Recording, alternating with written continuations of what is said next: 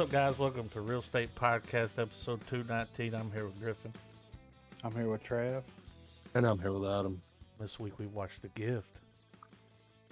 Yeah, Sam Raimi, episode number 2 of the non-Spider-Man, non-Evil Dead Sam Raimi-a-thon here. You know, It's the he's got many official, layers. unofficial Sam Raimi month. Yeah. The Gift, man. I remember we rented this at Movie Gallery. No Blockbuster. No. We were in the Movie Gallery. Was this the Movie Gallery in the Burgo? Oh yeah. Okay. Yeah. So we rented this from the Movie Gallery because, Sam Raimi, written by Billy Bob. And I'm like, oh, okay, all right, Dad was a fan of both, of course, Sam Raimi before he did Spider-Man. Everybody knows what he's famous for, Um, Not and your it had typical Keanu. Billy Bob movie. Yeah, I know, right? Like when you look at some of the other ones he's written. Yeah. This one's a little different. And like, you got to imagine that this movie was like written and filmed before The Matrix, right? Had to be to come out. No, it came out the year after. Oh, it was 2000. No. But what I'm saying. But Matrix dropped in 99. Yeah, that's right. Okay. Yeah, I got that backwards. So, because they bill Keanu Reeves as like the star almost. Mm-hmm. And like all the posters on IMDb, everything that you go look at, it's all Keanu centric. He's in the movie a little bit, Yeah. This is a Kate Blanchett film, dude. Yeah. I'm only guilty of cheating on my wife. And the thing is, dude, she gives a really good performance in a film that shouldn't get one that good. Yeah. Yeah. She did a Like great job. she really did. Yeah. This is the kind of movie where, the first 20 minutes, you more or less kind of know where it's going to head. Like, you don't call it for sure. Some people are good enough that they will figure it out because it follows the same beats of a true crime documentary. Yeah.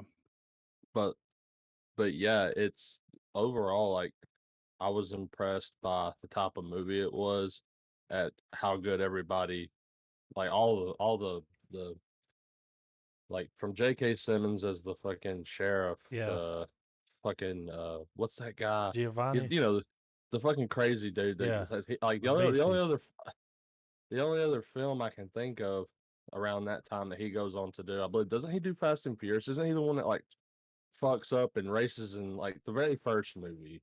He was in Gone in 60 Seconds. Yeah. I think that's what you're thinking of. I thought he was the real timid one that like does the race like before getting it, cleared with everybody, and he fucks up. I remember him in Fast and Furious. Gone in 60 Seconds.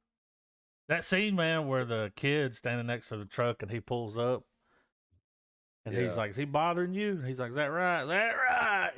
He hops out and like, he grabs that thing, just comes over there. And then when he puts the gun to his head, he's like, "Fucking do it, man." It's like, God damn. He's like, yeah. Dude, when you find out what the blue diamond was. Oh, yeah.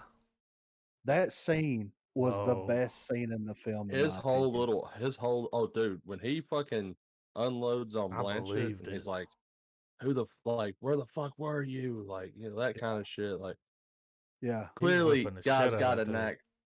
Guys got a knack for playing those kind of roles. So. Oh yeah. But yeah, just good performances, man. He was gonna show his range a little bit. Yeah, and he did though.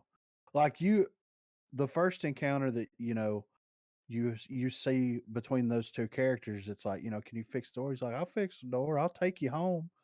And then it gets like in the truck, it gets real weird. He slams on the brakes and all this kind of stuff.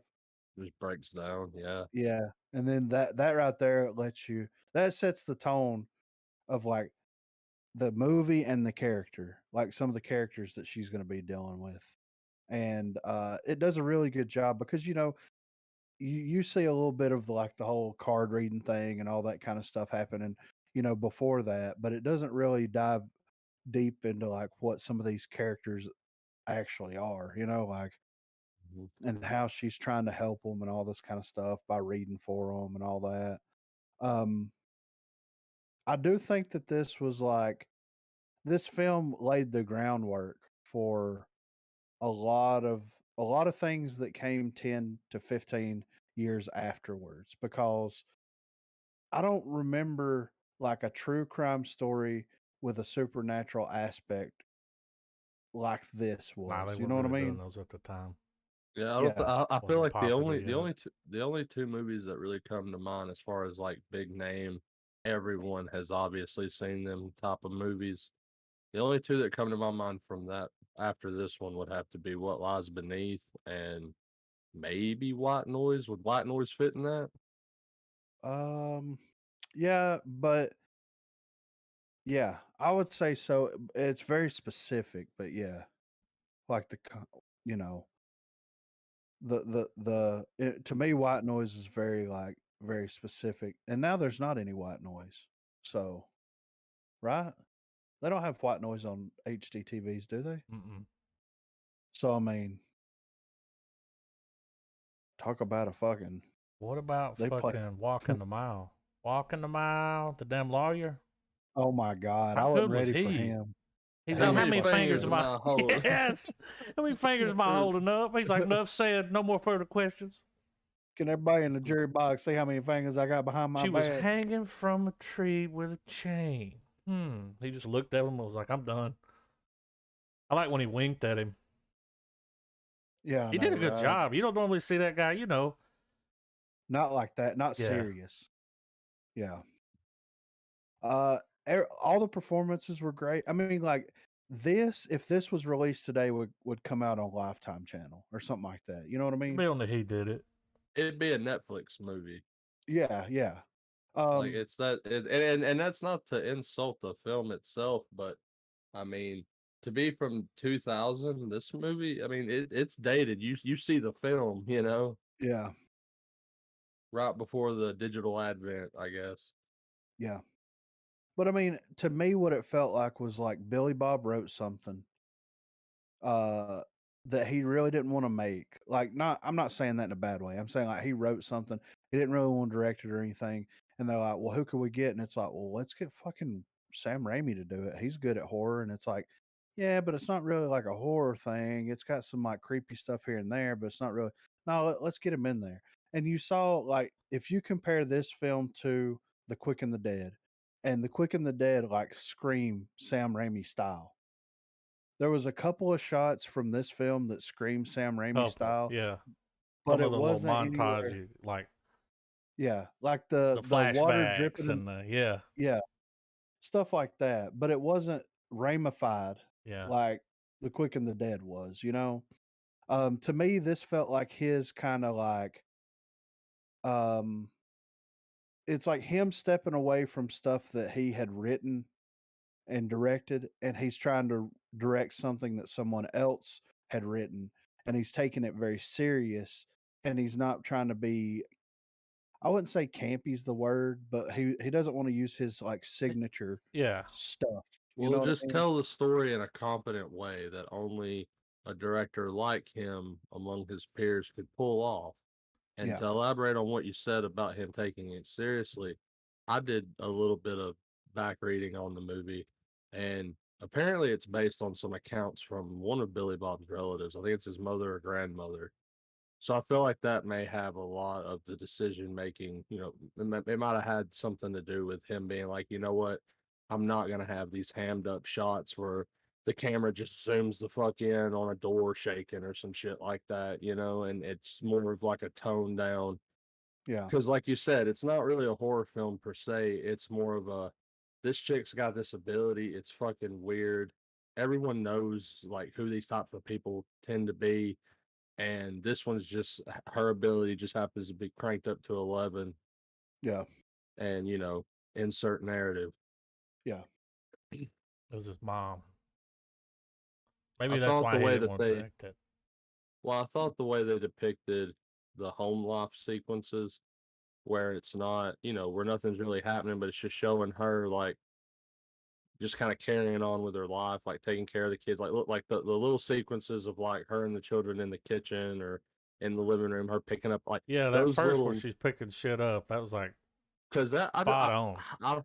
I don't know about you guys, but like the whole the layout of the woman's house was very strange with the vinyl Yes. siding on the walls. Yeah. Well, yeah, That, exactly. and I'm But sure it, it's to add to like where she sits at on the poverty line or whatever you want to call it. yeah. But But it also tells a story too. It's like, okay, they bought what her and her husband bought a really old Little house. fixer yeah, upper. And either they or someone that lived there previously added on to the house. That's like when people have Yeah. brick walls, interior brick walls, it's yeah. like they closed in a garage or something like that and made a room out of it. It really paints the story of like without coming out and telling you that early. It just tells you like these people are broke. She's a single mother. She's a you know Which I a think, reader. yeah, and I agree absolutely. And I think that all can snowball into the idea that like even though Sam Raimi didn't use what most horror fans hone in on in his directorial skills and the way he has his cameraman operate and what have you, uh, there was still I still feel like I was looking at a master class of making like shots work. Like Yeah, the scene of her and the counselor talking, and you see like the moon and the trees and just that whole shot right there, Yeah, it was a yeah, good and one. all the moments where you would see like the camera aiming down the road, and you would just see how like because the area is familiar for me, and I feel like it is for you guys as well because of where the movie takes place. A lot of that scenery is shit we drive by on the daily, yeah, and Rami was able to take those shots and make them beautiful.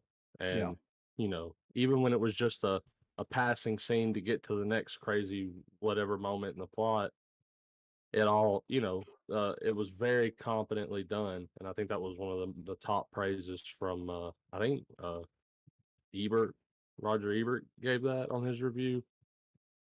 And and I have to agree with that dude a lot too, even though I don't. I mean, Ebert and Roper, whatever, but I agree on that shit. Like the shots were really really good, yeah. even without his iconic flair to it. Yeah, and I mean, I really enjoyed it. I remember watching it, whenever I was young, way younger, and it was one of the like I said, it's something that was fairly new. That you had like this crime drama thing going on with this supernatural aspect to it. It was really interesting to see how that played out, and it really fueled a lot of imaginations, and it fueled my imagination as a kid too.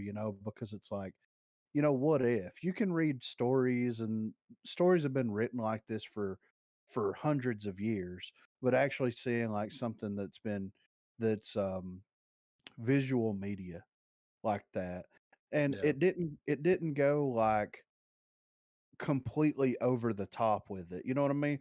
It kept it based in reality enough to where it didn't feel like it was insulting anyone, you know what I mean? yeah, Because I mean, some people are like, "Oh, she's a fucking crystal ball fortune teller." Like that whole spill in the Yeah. Did you look in your crystal courtroom. ball? Yeah, and all that kind, Why'd you let your husband die then? Like, yeah. God damn, dude. Yeah, he was fucking ruthless. well, Um, one thing about this was that this was a first watch for me. I knew it came out when I was a kid, but honestly, with it called The Gift and it having the supernatural thing, I kind of threw it under the bus with like the craft and all that shit. yeah. Once again, it's the naivety of me being as young as I was. So I never watched it when it came out. So this was a first time viewing for me. So Yeah. If I so it's saw it, I don't remember it. yeah. Put So it that it way. was so as a 100% fresh watch. You know, it's absolutely like it's a movie that I don't think I could recommend it to someone because I feel like they've already seen it. And with most people these days, that let's I'll steal a word that you use quite frequently, Griff. There's so much murder porn available for people Yes. to consume now that this wouldn't do anything for anybody.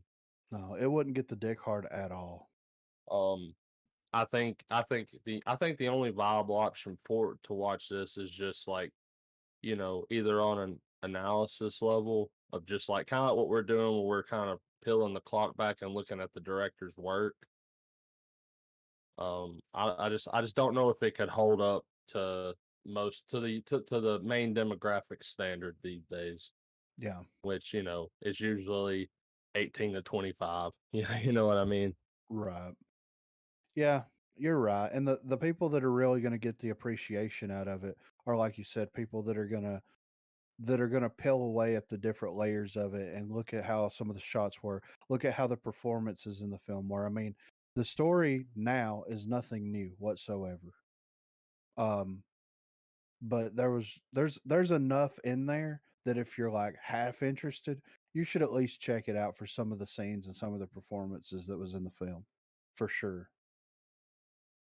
I mean, it's Sam Raimi, man, and then like an all-star cast. You know what I mean? All-star cast. Absolutely. Like every person that they met was somebody, you know? And how Hmm. often do you get to see a racist redneck Keanu Reeves? Never. He unplugged and went straight racist. He You would know what I'm kill saying? Joe, dude.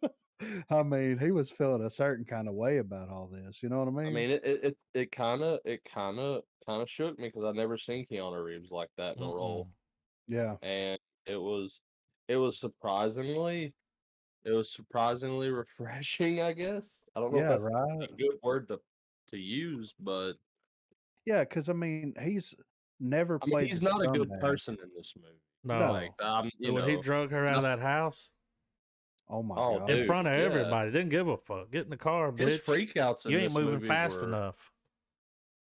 his freakouts were like Nicolas Cage worthy. Yeah. Yeah. Hold the cheese, though. Let me Oh ask you, yeah, no, Trav, because this is I don't if I saw the movie, I don't remember it. You know, so I'm sitting there watching it. Whenever she wakes up in the bed, she's being choked. yeah. Did you notice that were you thinking that looked like Greg Kinnear's watch and fucking jacket? He was like the only one dressed that way. I didn't think anything about that. Yeah, I Yeah. noticed that. I I was I, like, I that didn't. looks like really his I watch and didn't. jacket. Well, it didn't look like Keanu Reeves didn't dress that way.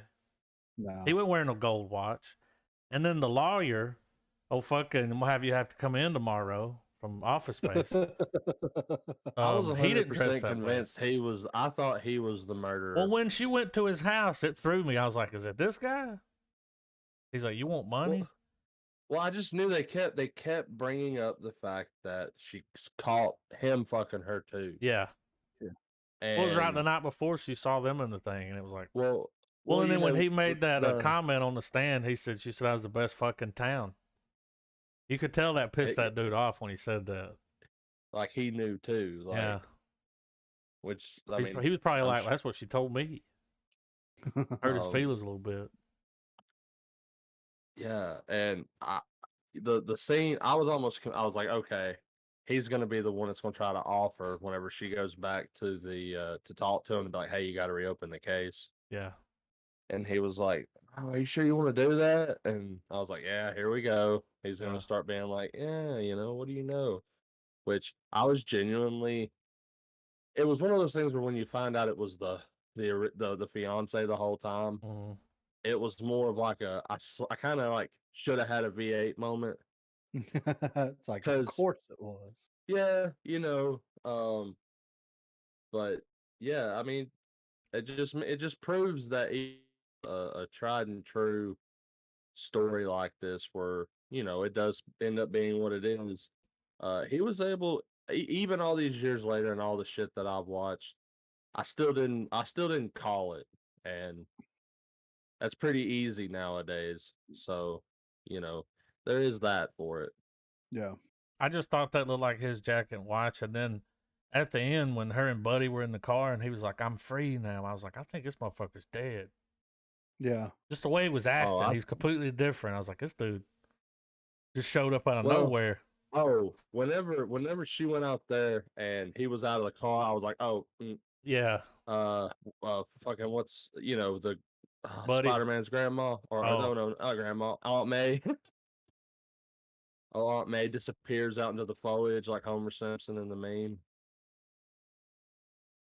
But yeah, Not a bad when movie, right? yeah,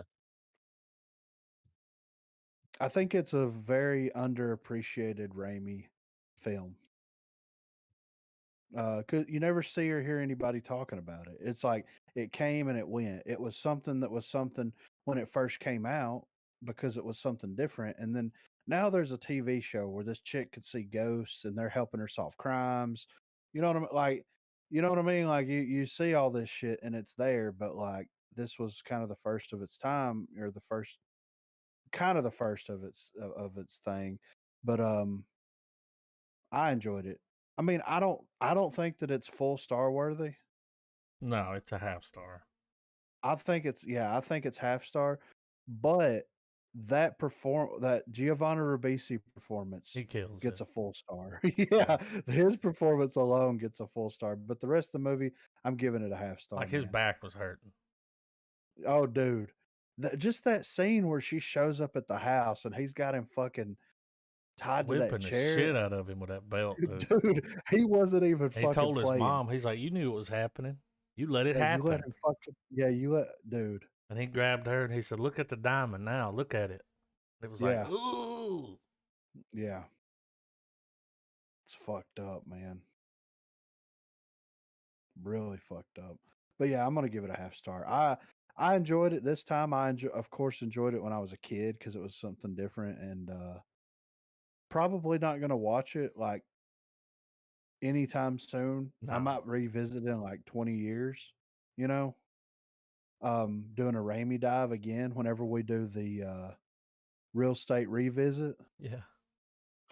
for the gift. You know what I'm saying? 20 years. But yeah, I'm giving it a half star, guys. Same. yeah, I give it a half star as well. I think there should be an asterisk to it though that like it's by no means a bad film. No. No. I think I kind of agree with you, Griff. It's probably a film I probably won't visit again, but I absolutely recommend it if anyone is doing, if someone's doing a Raimi dive, if they're like, I want to see more of what this director's got to offer outside of, you know, the notables. Yeah. The And usual suspects. Yeah. yeah, so for sure, half star. Yeah. 1.5. I think it deserves that for sure. It actually made money, man. It had a budget of 10 million, which was well spent. And it Oh yeah. raked in 44.6 million. So I mean, that's a it win. did what it. Yeah. And it's crazy. They had a budget of 10 million in 2000. Had all And those look at actors. this. Yeah, It just look at Yeah. this fucking star cast. You know, it like and it just occurred to me before we wrap it up on this movie. How about giving it up for Katie Holmes for not being wholesome in this fucking film? Yeah. yeah, for real. Straight up being a God, She was, slut. dude, like God. outside being a thirsty bitch, she was just a bitch, you know? Yeah. Yeah.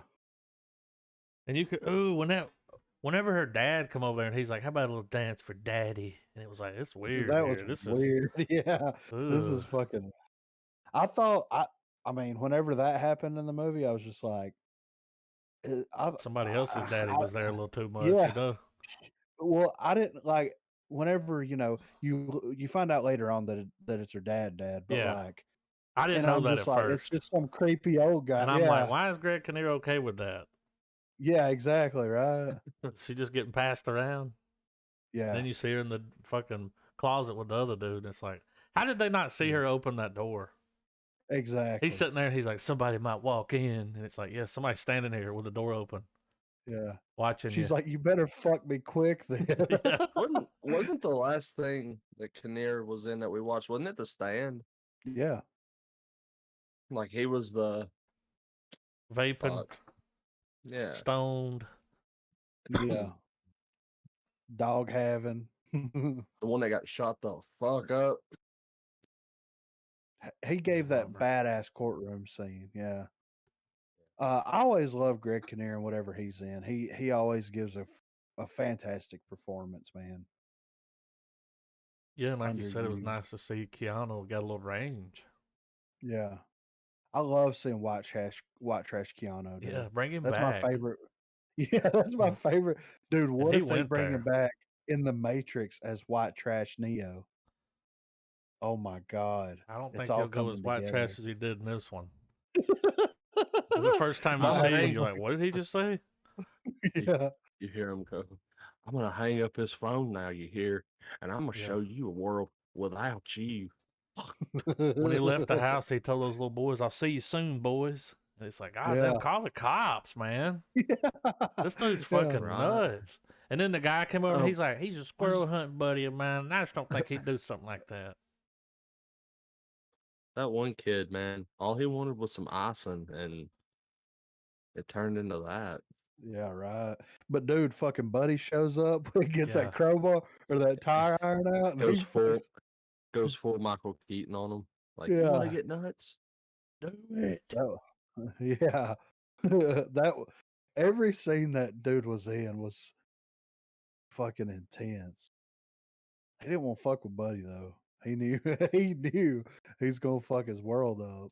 He told the There was court, he something said, about there was something like about the vagueness that they depicted the quote unquote spirits in the film, like her grandmother, and then like the way they kind of kept it open ended with him at the end. Yeah. Because from the audience perspective, you see him save the day and all this shit. So like even the audience doesn't know what happened. Yeah. Really. Yeah. I mean, ghosts are real, guys. yeah, he was definitely there because she had the little thing. The handkerchief. Yeah. Yeah. She pulled it out of her pocket and was like, holy shit. He's like, I washed it for you. Yeah. I mean, Smell it. did he Smell did he it. visit did he visit that dude on the train that taught Patrick Swayze how to move stuff? I think so. That's where he was at. You know, they said he committed suicide at 6. She Yeah. got back to the home and it was dark. He was training in those couple of hours. You know what I mean? Yeah. Were Cue y'all the sitting 80 there drums into when a you montage, you know. when you're watching it though? It's like, all right, here comes jump scare. Here it comes. Yeah, Right I was waiting about on it. now. There you go. You know, they Yeah. got you 2 times with when she's in the bathtub. Yeah. One when she turns around, and then one where she turns to leave. Yeah. She's like, "You got the wrong motherfucker, bitch." You know, and it's like, we got. And you know, Donnie fucking Barksdale's got to be happy, right? Like, Yeah. she got him locked up, but then fixed it. Yeah. So it's like, how about we leave her alone now? Yeah. Let's quit threatening and breaking into her Dude, house. Hillary Swank shows up at my house and she's like, I need another read. And I'm like, bitch, get the fuck out of here. Like, you Yeah. fucked me in court. Yeah. Fuck you. I'd be like, first off, here's $10. Go buy a decent haircut. Yeah. Cheapest one on the market. Get It'll you do some you a tennis world of good. shoes. Teeny shoes. Loki. Hedonistic Let's lifestyle. sucking and fucking, dude. Yeah. Now, I mean, we can't talk about Loki without talking about the fact that a revelation happens in this episode, guys. Yeah. What would that be? We find we find out that Loki not only fucks women, but Loki fucks dudes. I think he fucks everything. I mean, pretty much, yeah. Y'all think they're going to hook up? Oh, you're They're talking getting about pretty that close, ain't they? revelation? Yeah, that's the revelation, dude. The No. director went on Twitter after the episode and couldn't wait to talk about how he's bisexual. So when I saw that before I saw the episode. I'm like, oh my god, is he gonna make out with Owen Wilson? You know? I would And then pay in to the see movie, that, he's for just real. like, I like a little bit of both. And I'm like, that's it? Yeah, That's worth mentioning? Okay. yeah. I mean, you have to So, come. like, Oh, go ahead. no, go ahead. Well, I was just gonna say, like, you have to come out on Twitter and make a big deal out of something that, like, first of all, is very well known, right? I mean, in mythology and in comics, like, it's very well known that, like, Loki gets around. If he can stick his dick in it, or they can stick their dick in him, it's gonna happen. Hedonistic You know what I mean? lifestyle, dude. Yeah, He exactly. even said it in the And like, episode. yeah, and like at the end of the day, like, who fucking cares? Are we seeing any kind of insertion on this series ever? Then it doesn't matter. It doesn't matter. this is my thing. I'm gonna get off my soapbox, but I'm gonna say this: unless you are developing a relationship within the series, sexual orientation for that character doesn't really matter. It doesn't matter. And me and Adam was talking about this the other night, and I used the example of Lovecraft Country, right? The whole story with dude's dad being a closeted homosexual and that being his story arc, him getting, him coming out, him just, his son discovering that, and then the events that happened in that place, and then the redemption story that happens thereafter was a very important part of that Huge part of story. the story. It was, and Montrose, his story arc was one of my favorite story arcs in that series because of because of like how well it was written and because of how much emotion was put into it. It was 110% relevant. And I think that it played into the story even more so, just as much, if not more so, than the weird Lovecraft shit that was happening on around him. Because that was his dad. That was a real, that was a real relationship that they had a rocky time. Why was it like this? And then it goes on to explain why it was like that. That makes sense. If you're gonna have like a character just blatantly give what their sexual orientation is without like having a relationship develop, then like you're basically, in my opinion, wasting everybody's time. And that might be an unpopular opinion, but like if you're going to tell me that somebody's gay, then I'm okay with it, but let's have a story develop from that. Let's have some trials and tribulations or anything happen around that. I mean, that's what storytelling is for. I'm done. I'm done with my soapbox. I'm Here, it here. just fuck it just fucking drives me fucking crazy because I don't fucking care if you're gay, straight, bi, poly, white, black. I don't care. As long as it's written well, I don't fucking care. Let the story play out. Let it be what it is. Like, I Well, like don't they care. mentioned it just to mention it. It was like, Yeah. I don't care if Superman is going to be played by a black actor. As long as the black actor like encapsulates what makes Superman Superman, then I'm okay with Superman being black. I don't care. If you're going to cast fucking Lady Thor, as long as Lady Thor has the fucking same personality traits as Thor does, you know what I'm saying? Like, yeah, as long as they're keeping it true to the character let's and for the go. story, I'm cool. I don't care. I don't care. Just make it relevant and make it good. I'm done. Y'all think he has the time stone? Um, that would like once they leave Well, you for the remember he picked it TVAs. up. Yeah. I don't know if you ever see. Well, Now I've saw somebody talking about this, but he does that thing where when the building's falling, he stops it before it hits them, yeah. Yeah. and that's kind of time stony, a little bit. Like, Right. and then Well, like, are they gonna use that to get out of there, or I'm guessing the TVA is gonna show up and rescue them, right? probably.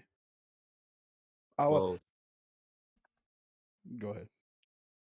speaking of TVA and Revelations, like, did nobody catch the moment where it was said that They're all variants. everyone, yeah, Yeah. So there's possibly another Owen Wilson running around there.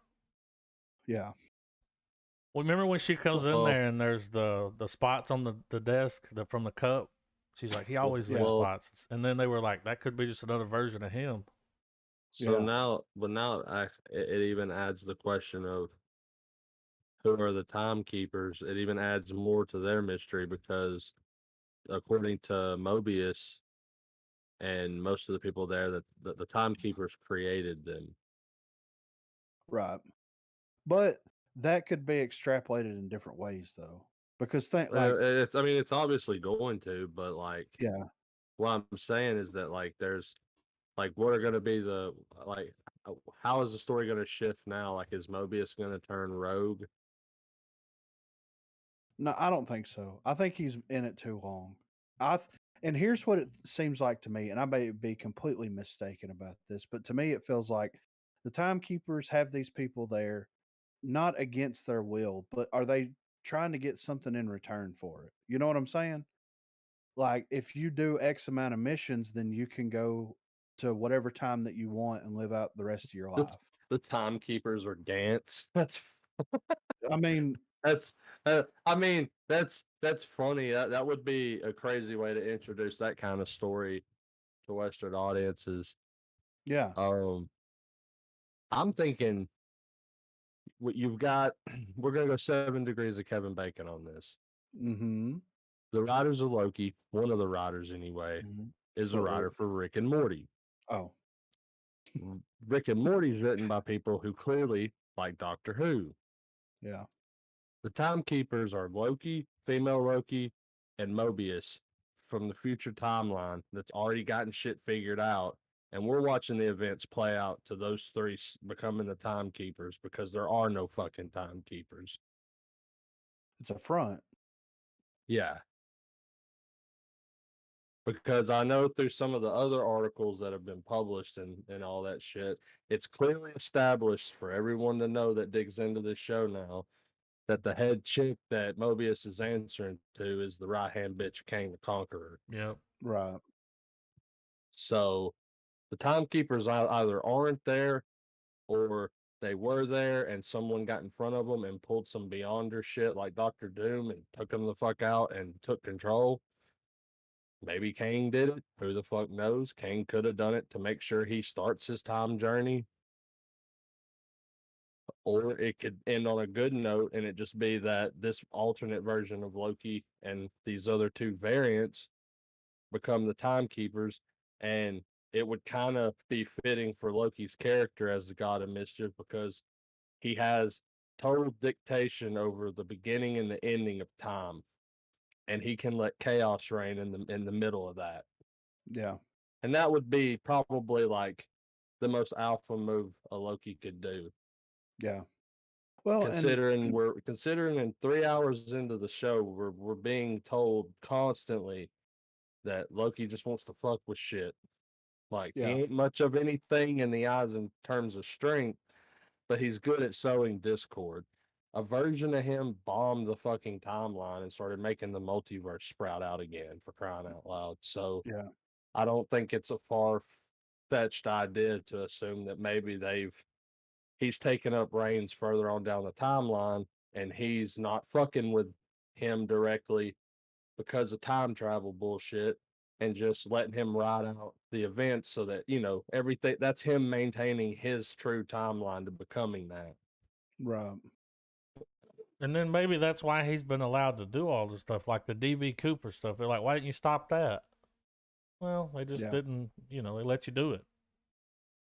And he allowed the Avengers to do what they did because he's like, that ensures that all the shit that plays out in the timeline where Thanos kills me, that's the ultimate way to stop Thanos. He does get his due, and he just ensures that happens. He's the one that creates the 1 in 14 million timelines that the Avengers win. Yeah. Which would be cool. That is a very, very interesting idea. That would be it would be cool if that shit is that. You know what I mean? It's probably not, but I feel like to some degree, I feel like at least part of the thing is that I don't know. I'm really convinced that they're probably the timekeepers, and they're just not revealing themselves to keep the timeline going. Yeah. I saw some stuff where they were talking about the girl was probably adopted by the TVA or someone there when she was young. That's why she knew she was adopted. Okay. There's a trailer, like a small clip of her walking out of a portal when she's a little girl. That was like, the next week's episode thing. Yeah. Yeah. I like it. Well, do y'all entertain have you seen online where they're trying to say that she's going to be like the Enchantress? Yeah. Mm-mm. You haven't seen that? No. Yeah. They do have the same name. I mean, the comic book character, that's her name. Yeah. The name that she's got. That's that's pretty. I mean, that's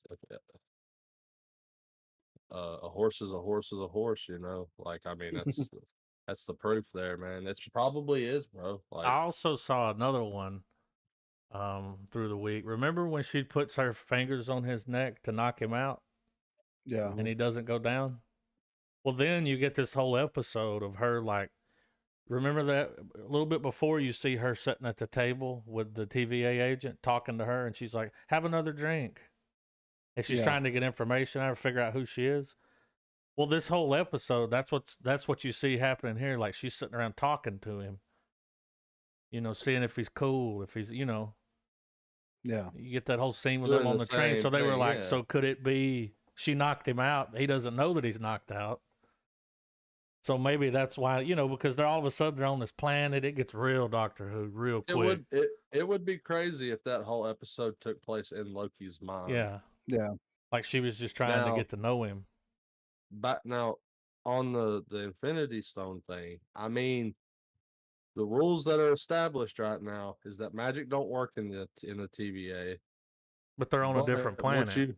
But once you were, but they've also showed us, like you said, when they show back up outside of that area, your shit's restored. Yeah, because her magic works there, but it doesn't work at TVA. Yeah. So who's to say that when Loki found those stones, he didn't pocket one of them? And now that he's on that planet, maybe he does have the time stone, or maybe the power stone, or I mean, he could have a whole myriad of them. He could have the Tesseract stone, if for anything, so he could teleport the fuck out of there. Why he didn't use it already, beyond me, I don't know. Maybe he just wasn't sure about it. But since they're literally about to die, he's like, all right, let's see if this fucking. Yeah, you could see him using his powers. And we get a moment where maybe Loki fucks with an Infinity Stone, and then we see him be like, I ain't fucking with that again. And that's how we can tie off the idea of him ever trying to, complete a gauntlet. Well, if you were going to be a timekeeper, wouldn't you want to have a time stone?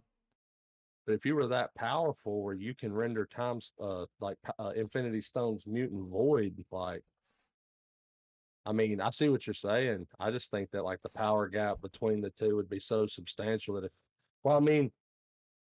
if you were going to combat somebody to take that, yeah, you would absolutely need an Infinity Stone of some kind with you. If you're going to be taking the power, for fucking sure. But once you ascend, man, you can chunk them shit in drawers like they were. Yeah, he would need one, dude. Yeah. I mean, it's an interesting thought that it's all happening inside of Loki's head, or what if it is the reverse of that? I just really like that this show, for a Disney show, for a Marvel Disney show, despite all the seasonings on it, it's a story about a character dealing with a deterministic universe and trying to go against it. Yeah. And that's pretty deep, honestly. Yeah. Like, that's some dev shit. Like, that's, Yeah. And who better? Like, does there need to be a plan? Does there need to be a point B in the journey? He's kind of like the Doctor, man. He just makes it up as he goes along. And I think, and there's a charm to that keeps me interested. And yeah, the soapbox rant you made, I get it. I get why people would feel that way.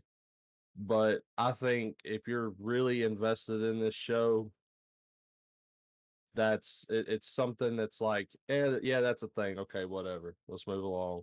For the people that it matters to, cool for them. But I just feel like it's acknowledged and then it's brushed off quickly because a lot of shit happens in that episode. Yeah. And by the end of it, that conversation was not even in the back of my mind. Because it ends on such a cliffhanger of the ship blowing up and them having that oh fuck look, and dude just walks the fuck off. Yeah, what do we do now? Like that level of hopelessness, which is just like how a Doctor Who episode would end. Yeah. Yeah. Yeah, it's interesting to see how this show's playing out and what it's going to imply. Because if they take a Wanda approach route or a Wanda vision approach where when you have your finale, you tie off the narrative with a nice bow, and then you sprinkle the what comes next moments. We got several. We didn't get just like, oh, here's where Scarlet Witch is headed next. We got that, and we got some other stuff too. So I'm interested as to what this show is going to branch out into. Is it gonna, is it gonna be more of what WandaVision gave us, or is it gonna be, a new set of cosmic timelines that are gonna start happening? Yeah. Maybe something that might, they could set up part of Loki that maybe Guardians of the Galaxy could tie into. Well, I mean, Thor's gonna be in it, so yeah, yeah. I I mean mean, that. they could show up. They could show up on. I mean, it would be crazy if this Loki pops up on a timeline and we see Jane Foster Thor for a split second, and he's like, "Oh, I must not be on the right one," and she's like, "Oh yeah, you are," and then it just cut to black. Yeah. Yeah, I think that what they've been able to do and the storytelling that they've been able the stories they've been able to tell that actually feed into the overall plot that we have no idea what it is. They're dropping so many little things all the way through all these series like they did in the movies. And it's just like whenever it all comes together, holy fuck, man. And there's another content creator that made a video that I've watched where they had pointed out, the way some of the clever writing of Marvel, and I kind of have to agree with.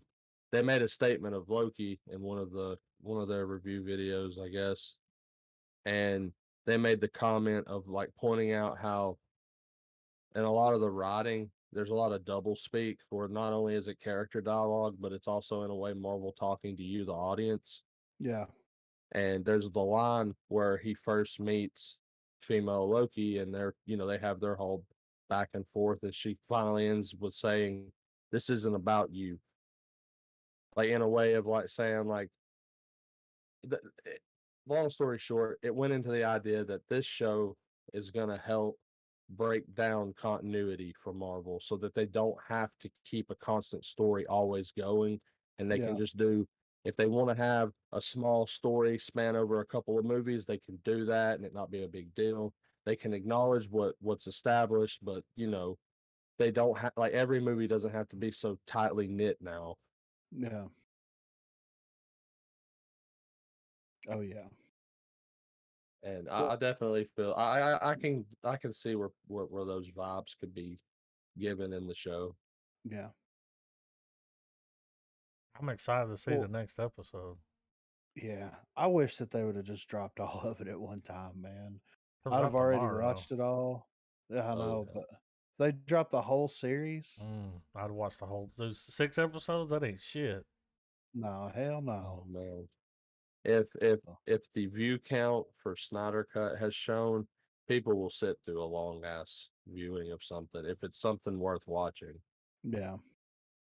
And I mean, so far on the shows, Falcon and Winter Soldier, I'd say, is the shakiest of the three so far of their streaming endeavors. But even with the iffiness of that series, um, all three are a banger, in dated kids terms. Dated kids terms. Well, speaking of WandaVision, have you seen that they changed the post credit scene up in WandaVision, Trav? Um, I've seen it, and it's just it could either be Doctor Strange or it could be Vision, but it's just a silhouette off in the corner, and it's Floating into when I the saw it. cabin. Yeah, Yeah. when I saw it, I was just like, kind of doesn't change anything. It's one of those eagle-eyed moments. Yeah. Um, I think I think the implication for it is that it's going to be cool to see how they fix movies now. Yeah, because they could just go in there and change it. And I could see where it could be concerning too, in like terms of censorship. Like if a movie gets uploaded or like a streaming exclusive, and everyone likes it, but like for some reason a vocal minority raises a concern, someone will be able to go in there and snip it. Yeah. And alter it there. And I think moving forward, we're going to get that. And one article I saw posited the idea that was Marvel can take things to a whole other level now, where when they film scenes, they can film multiple ones, and Just in how they were case. doing.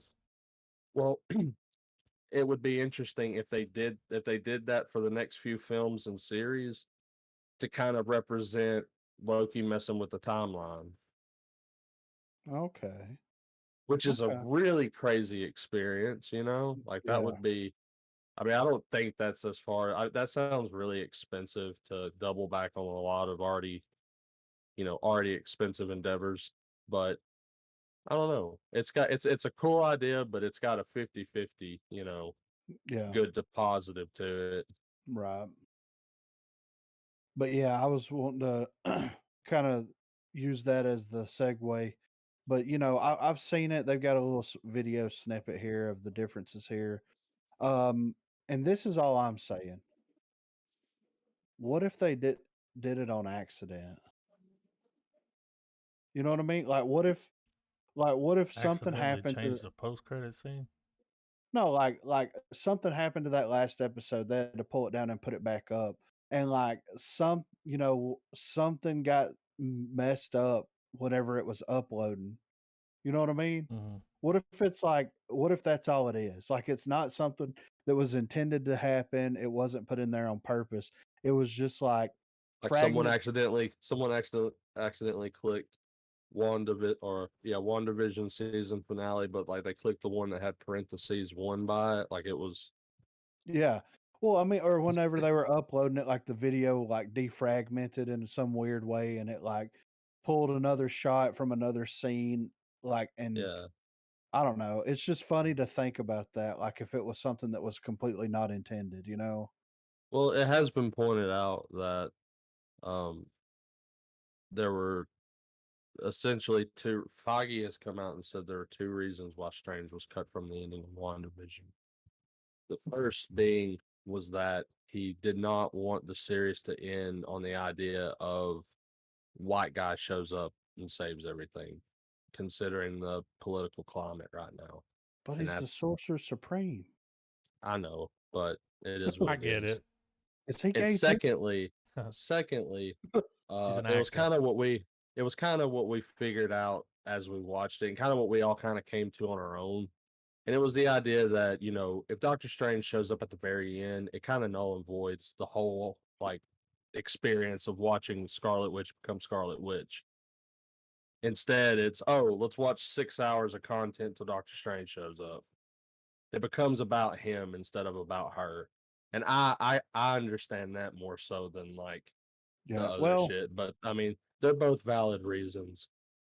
well, yeah, they're both valid reasons, but at the same time, it's one of those things where it's like, but the over like to me personally, Griffin, right?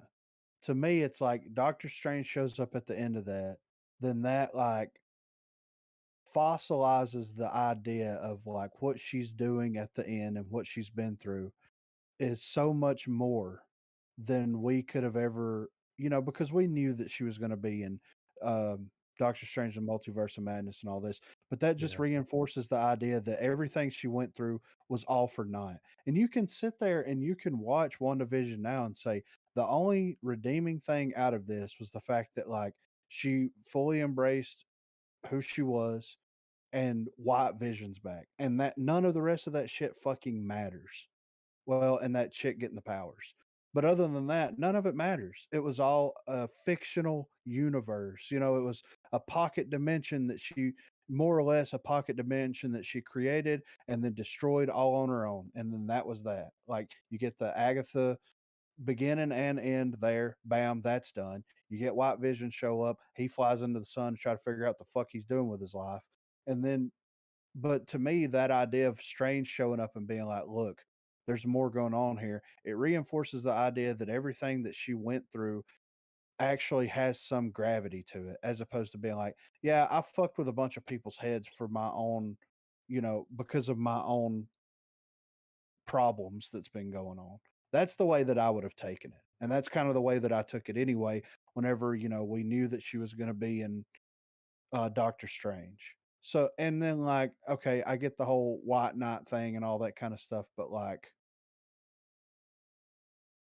I said, it would have just reinforced that because at the end of the day, if they decided to not do anything with Wanda's character that had anything to do with that series, that they could do that, and then that it would be an isolated incident that happened, and that was the end of it.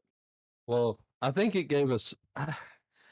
I agree what you're saying in terms of some of the character arcs, but I think the show gave us a lot more um than necessarily that. It gave us a lot in terms, I think, of world building, and by that I mean we get the bleed over for Loki, where WandaVision is like the catalyst for the Nexus event. That's what her thing's probably going to be called. Um, but yeah, it's the thing with Doctor Strange is that for me, I wouldn't have cared whether he showed up or not. I would have liked to have seen him, but I feel like it scores a net positive of him not being in it, strictly for the sole reason that now, if there's a chance for a better idea to have them introduce one another, there's room for that to be done. Um, I mean, granted, it seems pointless to say that now with the fact that they can merely edit the episode, but I still think that that's something to gain from it, though, is that it gives more opportunity than really deprives it of. Yeah. Yeah, I get that. Um, I'm excited for Doctor Strange. I'm interested to see how they take that story. So whenever that comes out, of course, we'll be doing an episode. So I'm we'll really roll with tired of it being delayed. I'm tired of everything being delayed, man. You know what hasn't been delayed though, Trav? What? Dexter. You know why? Why? They're bringing back John Long Dick Lithgow as the Trinity Killer. Says Hmm. Lithgow is set to reprise his role as Arthur Mitchell, aka the Trinity Killer, in the network's upcoming revival of Dexter, as reported by Deadline. He's So gonna be he's gonna be someone that probably just visits him, like like the dark, like he's an iteration of the Dark Passenger. Yeah, well, yeah. So right here it's saying that there are few known details about Lithgow's role in the Dexter revival. It's reported that the actor is only expected to film for about a day or so on the production. Showrunner Clyde Phillips and the series team of writers have figured out a way for the Trinity Killer to return in a way that makes sense with Dexter's storyline. Um, Maybe a little It, it, flashback or something. it would be, wouldn't it be interesting if he replaces Harry, yeah, that's what when I was he's fixing to where he's say. like where he's just this unhinged level version of Dexter that's like you need to kill, you need to get Yeah, back out there. Like you Well, it's can't like stop killing. you're it's cutting trees, you need to cut flesh. Like you're fucked, dude. Like what's the classic devil and angel on his shoulders. yeah. Like him and Harry have a fist fight, and Dexter's like, "What the fuck?" You Well, know what I I mean? don't. Like, Well, that guy's not coming back though, right? Like he's not casting this, is he? well, I don't know. They haven't released the whole cast yet. See, that's what I'm wondering because I feel like they would have him on with it. Didn't he pass away? Am I I don't crazy think for saying so. that? I hold I'm on. on it. Okay. Um, I mean, it's No, cool he's that not they're. dead. Okay, thank goodness. I'm sorry for thinking he was. I almost was when you said that. I'm like, maybe he did. Then I'm like, But oh no, he well, died in the show. That's right. Didn't a member of Dexter's like production team, didn't someone die? Cause something mm, made the news from Dexter that was like not story related. It was like production related. um, I And don't know. I'm not trying to start a rabbit hole. I just that's just for some reason that comes to mind. Right. So we get a little bit of insight on the Hellraiser reboot. 21-year-old Odessa Azion, I guess that's how you pronounce her name, has been rumored to be playing the heroine in the upcoming Hulu reboot of the Clive Barker horror franchise. With horror doing big business at the moment, possibly for people looking to forget some of the real world uncertainty and horrors around them, couldn't be a better time for the studio to dig into the grave and unearth something to bring the hungry hordes back to theaters. One particular horror reboot that has been getting a little attention recently is Hellraiser, the dark and depraved gore fest from the mind of Clive Barker. According to the Illuminati, the new version of Clive Barker's short story Hellbound Heart has found its lead in 21-year-old Odessa. I guess you pronounce it Azion. I don't know. Reports have claimed that Odessa Asian will play Riley in the new movie, the female protagonist who will undoubtedly come up against the mystical puzzle box and its Cenobite controllers. The actress is pretty new to the industry, with her biggest role being in Fam on CBS and Netflix's Grand Army. So the move to a highly anticipated project like Hellraiser is a game changer for an up and coming star. The Yeah. casting does bear strong similarity to that of Ashley Lawrence, who played Kirsty in the original Hellraiser and three of its sequels, who So have made they her. cast Pinhead yet? No, no. As much as I'm a fan of Doug Bradley, and like any fanboy, I guess out there, would love to see him come back as the head Cenobite. Um, I think if they're to make a successful Hellraiser reboot, They gotta bring in a new guy. it needs to be something. They need to Something ramp they it can up. build off of. Like, The story of Hellraiser is very simple, especially if they're pulling from the Hellbound Heart. It's just a story about love obsession that goes into the paranormal. So I Mm-hmm. don't think it's anything you need to approach with a purist attitude for whatever reason. I think handling the story right, having it having all the beats be, well timed, because they suck ass at doing that in a lot of modern horror films. Like they just, I don't know. I feel like we've seen all the stupid haunted house movies that have come out and all that shit, Yes. and it's overdone, it's tired, it's done. And while we're still getting films like Saw that give us brutality, uh having it with the context that the Hellraiser series covers it in, this weird sexual, almost like crazy, just this really weird uh feeling, because Sadistic. yeah, yeah, sadism, bondage, just like extreme level shit. And seeing that, that being brought into the modern era, especially if they do it in an atmospheric way. Like, maybe I'm crazy here, but I would enjoy a a lighthouse style Hellraiser film Yes. where it's not buckets of blood, but when there is blood, there's a fuck ton of it. Yeah. Buckets of semen. And the don't make the Cenobites be covered in fucking viscera and gore. Make them clean. Make them very sterile looking like the original ones. That's what made them look so fucking creepy in the original Hellraiser films. Yeah. Yeah. But I'm willing to give a reboot a shot on Hellraiser. I mean, I think it deserves it. oh yeah, I think it deserves it as well, and I think that we've seen a lot of reboots, or reimaginings or whatever you want to call it recently. Some of them's been good, some of them hasn't been as good, and I think that it's the one that probably deserves it the most out of the ones we haven't gotten already. And I think that if you get the right people involved and um, the right people that are passionate about the project, then there's no way that it could fail. I mean, look at what happened with Halloween.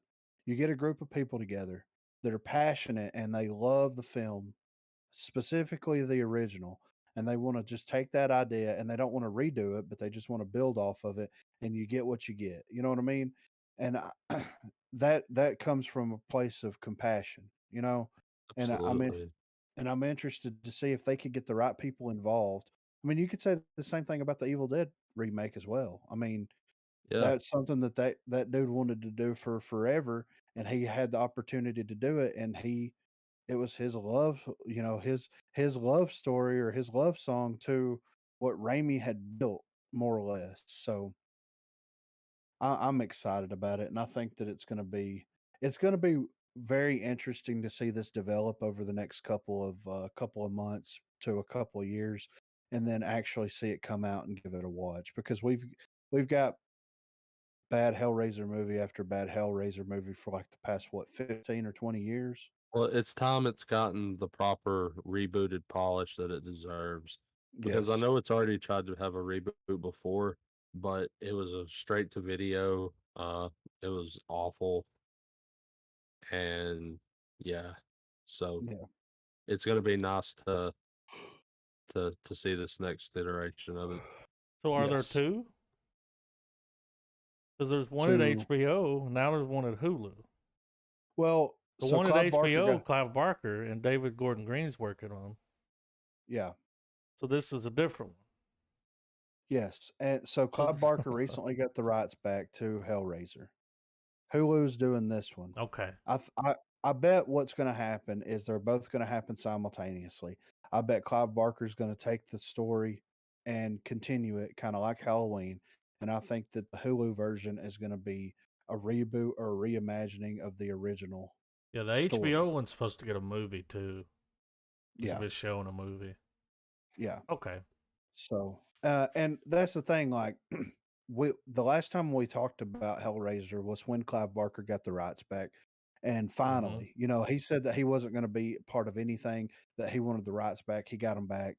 So, if I know Clive Barker, David Gordon Green are working on their Hellraiser film.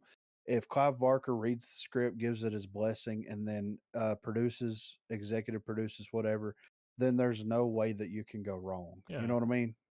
I agree. So, And I and it mean, may, when do you get like when do you ever have that chance that, or as for fans and an audience, when do you get a chance at a double dip, man? So Yeah. close exactly. together. I mean, you know, one of them has got to be good, Yeah, you know? yeah, for So sure. that's cool that we get a double tap on it. So Yeah, and to me it makes sense because like I'm going to use the Halloween example again. Halloween came out or yeah, the 2018 Halloween came out, and it was sequelizing a movie that was, what, 40 years old at that point? yeah. And it's like, unless you actively sought out to go and watch that original version of Halloween, a lot of younger people never saw it. It makes sense for them to be like, let's do like a reboot or a reimagining of it. We're going to take the story over here and continue on with it. That way, it could be more or less a continuation of either version of that story. You know what I mean? Well, what would be, maybe this is wishful thinking, but considering Clive Barker's reputation, whether he gives a shit about it or not, is on the line with both properties, whether he's involved or not. Um, it would be cool if both productions kind of share notes with each other, like how to keep each thing individual, but still But tell continuity. tell a certain story. And well, that's the thing. That way, if they don't want continuity between the two, so that they can be two completely separate viewing experiences, Yeah. and still maintain equal quality to both. I mean, it's a win-win not only for both features, for both companies, and a major win for Clive Barker. And fans.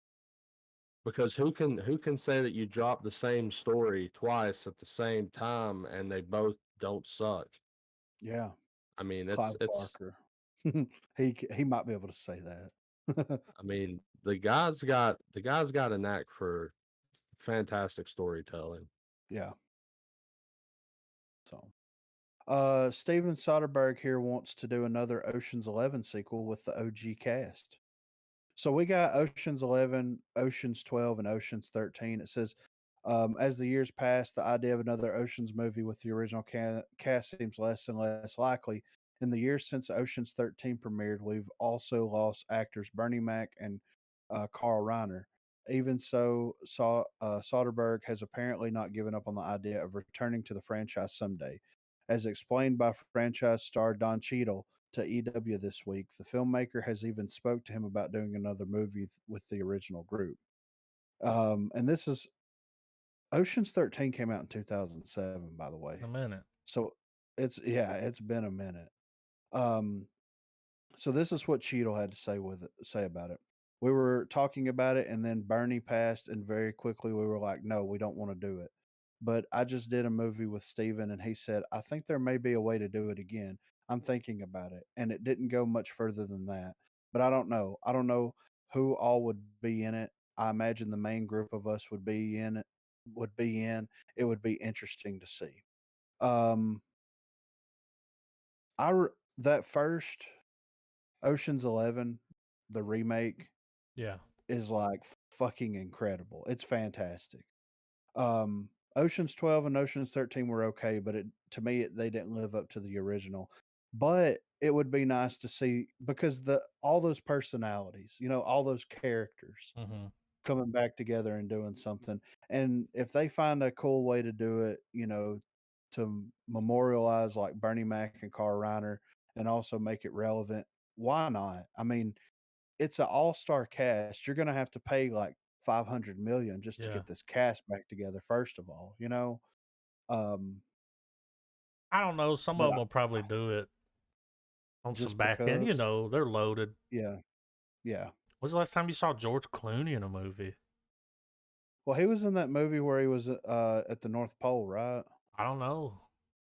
I haven't Like seen him in a the while. Oh, with the He's kid? the been doing yeah. a lot of writing and directing lately, hasn't he? Yeah, he has been, yeah. So, and he still got it, man. Oh, they all got it. Look how young Matt Damon is. Yeah, Matt Look how Damon. young, man. That was fresh off the hills of fucking Goodwill Hunting, right? Yeah. I don't know what Didn't to that say, come out Will. like 97, What am I gonna 98? do? Yeah, hunting season. Did y'all know that Steven Soderbergh's from Atlanta, Georgia? No, but that's Little awesome. tidbit. Little Anyway. titty bit there. Next, we've got Timothy Oliphant teams with Tom Hardy and Netflix action thriller Havoc. Ah. Timothy Oliphant will join writer and director Gareth Evans' upcoming thriller Havoc. Evans is probably best known for The Raid and The Raid 2, along with Netflix The Apostle. Havoc will be another Netflix collaboration. The action drama is also produced by Gareth Evans for One More One Productions. Ed Taufin will produce for Severn Screen and Aram, whatever. Gareth Evans is writing and directing the movie as part of his recently announced deal to produce and direct films exclusively for Netflix for the next several years. Havoc will be Evans' first feature under the new creative partnership. The story is set after a drug deal gone wrong when a bruised detective, Tom Hardy, must fight his way through a criminal underworld to rescue a politician's estranged son while unraveling a deep web of corruption and conspiracy that ensnares his entire city. Let's go. Yeah. I mean, I love Timothy Oliphant. I love Tom Hardy. I want to see them two just like dick each other down. You know what I mean? They Like are for actors. just, well, I mean, I just want them to stare at each other and grimace. Yeah. Raylan laying it down. Yeah. But my Raylan doing some fucking, railing. yeah. Justified. So, um, next up, Tarantino considered remaking Reservoir Dogs as his final film. Tarantino confirmed to Bill Maher that his next movie will be his last, and at one point he considered doing a Reservoir Dogs remake. Tarantino confirmed to Bill Maher on Real Time that his next movie will be his final project as a director, and it could have been a remake of Reservoir Dogs. Released in '92, Reservoir Dogs is Tarantino's first feature-length movie, marking his debut as a director in Hollywood. He has since said he plans to retire after shooting his next project, which will be his 10th movie. Speaking with Marr on Friday night, Quentin Tarantino confirmed that his next project. Jesus, like, do they really have to repeat it 3 fucking times? Don't read that shit. Huh? I said, don't read it again. Okay. Oh. Tarantino explains, and this is probably going to be very Tarantino. From Okay. here on in, yeah, from here on in, directors do not get better. Working for 30 years, doing as many movies as I've done, that's a long career. That's a really long career. And I've given it everything I have, every single solitary thing I have. Tarantino seems like his mind is made up, but Bill Maher continued to talk him out of his planned retirement, pointing to Clint Eastwood. Maher spoke about how some people get better as what they do as they get older with the skills they've acquired over the years.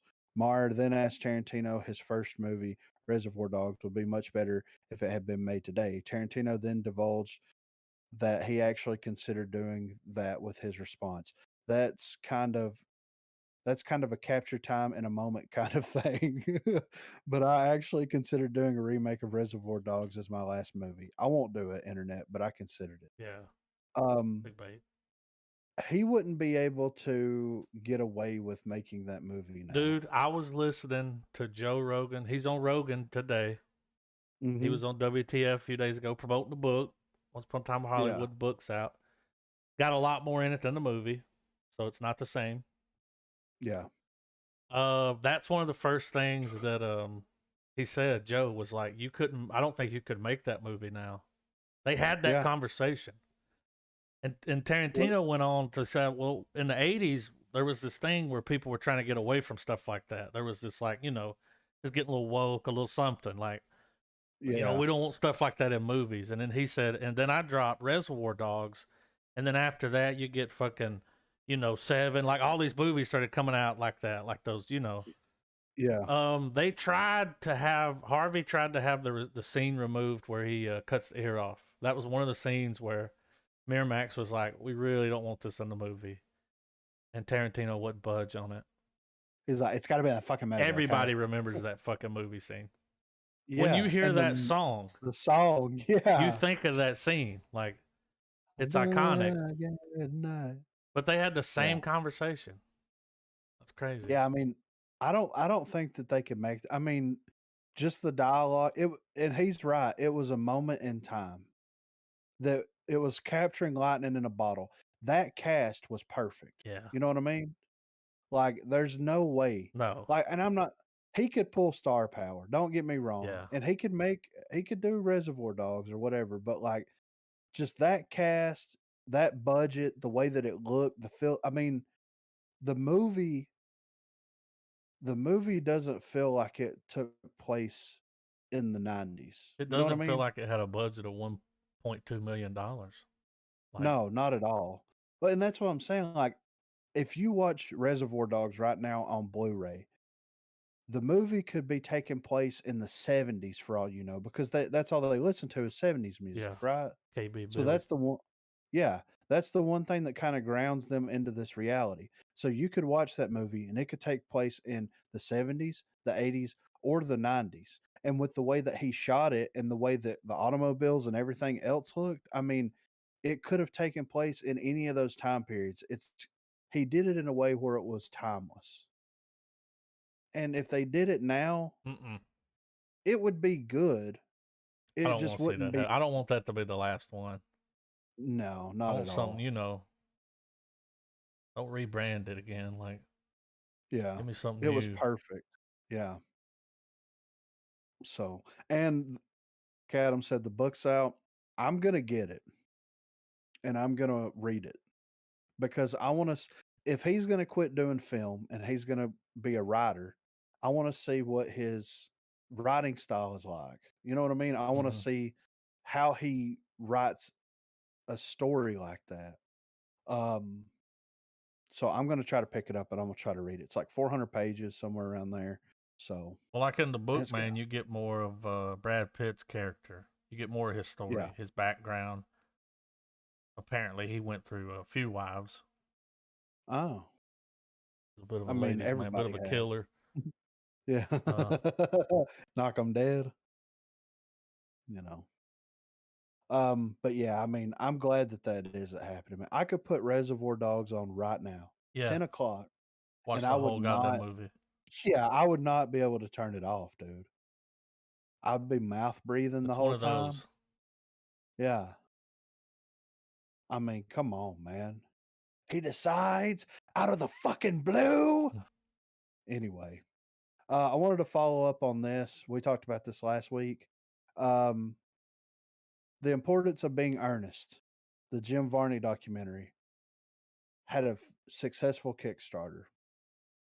Um, it successfully ended its Kickstarter campaign after far surpassing its initial goal, aiming to tell the definitive story of late actor Jim Varney and his time spent playing pop culture icon Ernest. Excuse me. They were seeking to raise 60 grand budget for everything they needed to properly develop the documentary. At the end of the 1 month campaign on Kickstarter, project raised a total of 76,000, nearly 1,000 backers. I'm happy. I'm glad that it got funded, and I want to watch it. Yeah, I just want. I just wanted to follow up on that. You know what I mean? Like get a little earnest news in there. You know. I'm glad it got backed. Me too. Me too. That's awesome. Well, I'm ready for some Trey action. You know what I'm saying? I'm still listening to the while I set my shit up here. I'm still listening to the Rogan episode with Tarantino, but the WTF was good. They got into This. some dad talk, which he Oh doesn't normally really? like to do, but he let Marin go there. Yeah. Um, after Quentin's dad was never around, and then after he hit it big, of course, here he comes. Hey, and he was like, well, when your dad, hit you up, you didn't want to like get to know him and stuff, and he's like, no, fuck him, dude. He had 30 years to get to know me. Yeah. And then all of a sudden, I got his dad wanted to be an actor. Really? Yeah, when they would sit around, Wow. he said his stepdad was the first person that kind of introduced him. Like they would be watching movies, and kind of like when you're sitting there watching a movie and somebody walks in the room, and you're like, oh, that's that one guy that played on this show. He said Yeah. his stepdad would do that all the time. Like he'd pause it and be like, oh, this guy played in the original version of this movie or the remake, and he was like, Yeah. wow. He said what I remember was sitting there thinking, wow, whenever you grow up to be an adult, you're like a movie expert. You just got time under He's your like, so belt, you I know? gotta start practicing now so I know everything about the movies. But he said that was his stepdad that really got him into that. That's But what awesome, happened man. later in life, this is kind of funny. Tarantino's real father, people found him, did articles with him. He one day he walked up to Tarantino in like a coffee shop. He's sitting there at a table, working on something. And he said his dad walked up and he looked at him and he was like, hey, it's me, you know, can we talk? And Tarantino said he just like looked down at the table and waved him away. Get out of here. Wow. But I can't remember the other actor, but it was two actors that their fathers like never had anything to do with them until they got famous. Both of them, like they started making movies together. So Tarantino's dad and somebody else's dad, and it was so they could put it on the title, Tarantino and so and so. But they were like Yeah. B movies, straight to video. Yeah. That's crazy, man. Did him and Rogan smoke weed together? They haven't yet. You think it'll I happen? don't know. He's a fucking stoner. Yeah. Start fucking around with all these images, dude. Rogan's been landed on thick. He's like, you're my favorite director. I like how they were talking about the whole pop culture thing. Tarantino was talking about, when you were a kid, if your parents didn't let you watch TV and stuff, like you just didn't grow up knowing the glue like pop culture. Yeah. And he was like, that was something real big that he put into his movies was like people sitting around just talking about shit, like, Yeah. Like a real Because conversation. because that's real. I mean, think about it. If they were to do a Quentin Tarantino style movie right now of like whatever's going on, it would be people talking about Marvel. Yeah. You know what I mean? Or like Warzone. Or Yeah. crazy Kanye West or Yes. Yeah. Whatever. Like pop fucking culture. Kim and her Because fat everybody ass. knows You it. know? Like, Yeah. So. I But got my station set up. Trav, have you seen this fucking Halloween trailer? Oh yeah. I mean, when you watched it, did you immediately pop a chub? Yeah, I did. Well, I'm ready to pop another one. Are y'all ready for this? Absolutely. I'm ready to watch them slaughter these fucking firemen again. Yeah, right. Like that shit was awesome. Like it was funny as at first I was like, really? They were like, don't put out the fire, and then yeah, It got real, dude. like the fire did nothing. I think it just Of pissed course him not. off. Yeah, for Right. real. Made his mask Like a look fucking cooler. yeah, All right, y'all like a ready? horse fly buzzing, you know? Yeah, Oh, I'm yeah. ready. 3, 2, 1, play.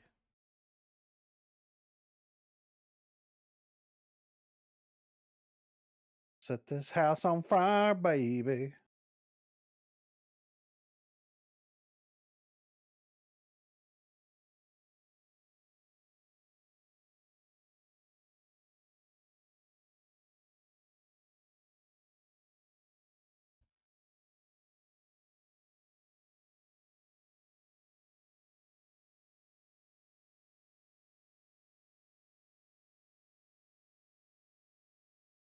Look at him.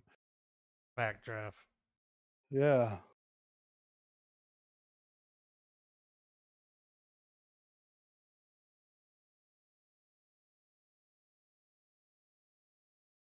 He don't give a fuck, dude. I assume that sequence is going to be the cold opening. Yeah.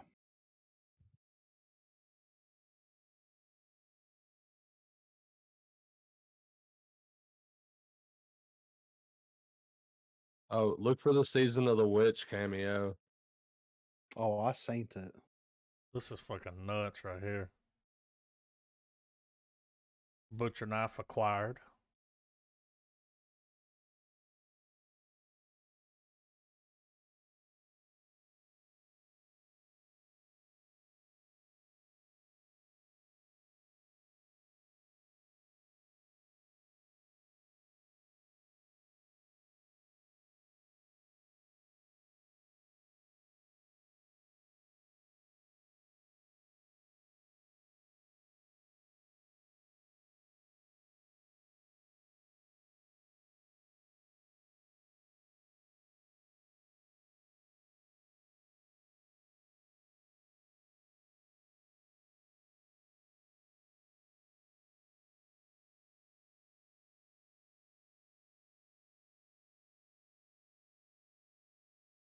Mm.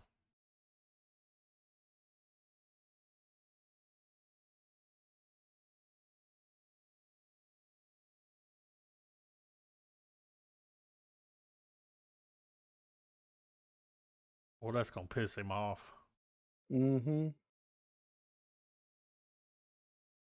Nobody messes with the do.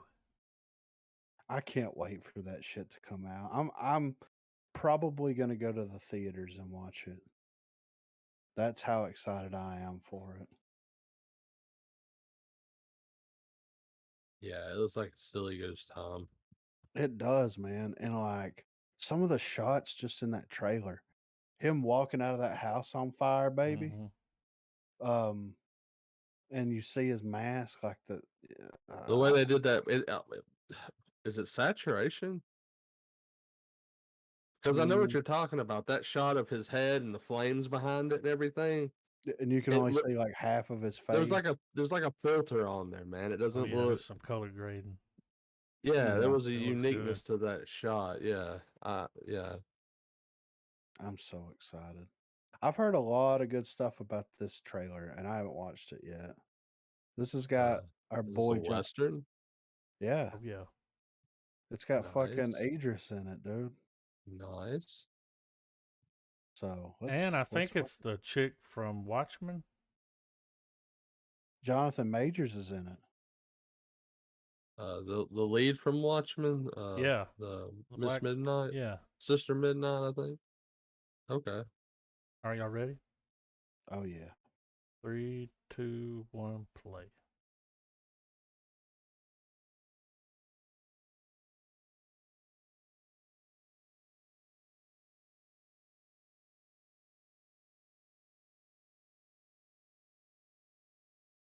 Well, they don't make enough westerns. No. Hell yeah. Damn. Right here. Hell yeah. There's some train robbers. Dude from Get Out.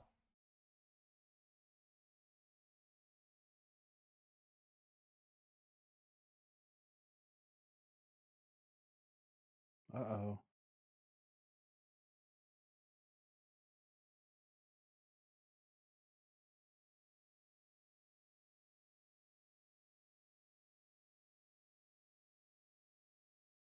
How many times they gonna be in jail this year?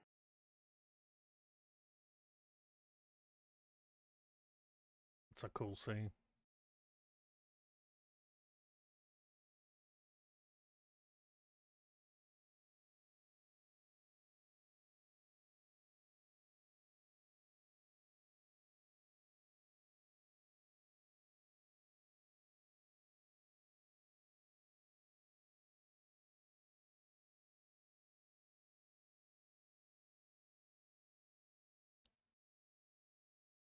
Got them Django shots in it. Yeah. That is her, right? Looks like her.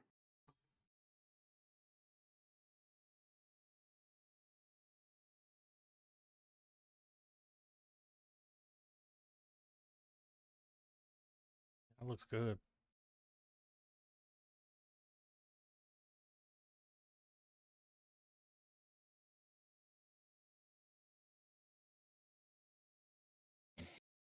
Yeah, that looks pretty good, man.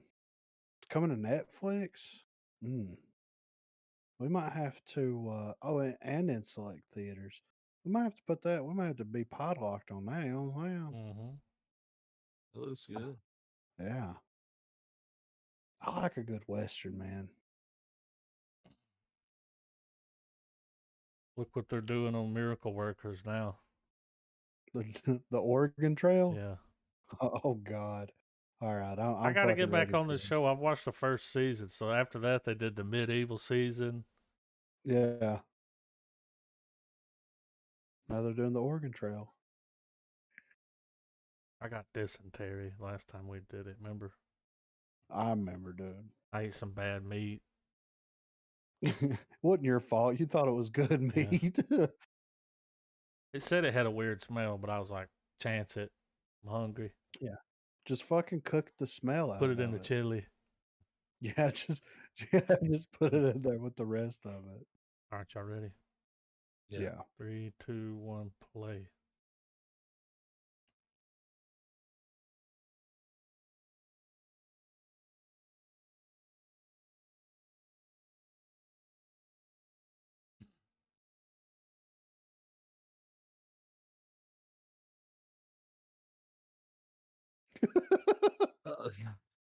That looks great. It looks so campy.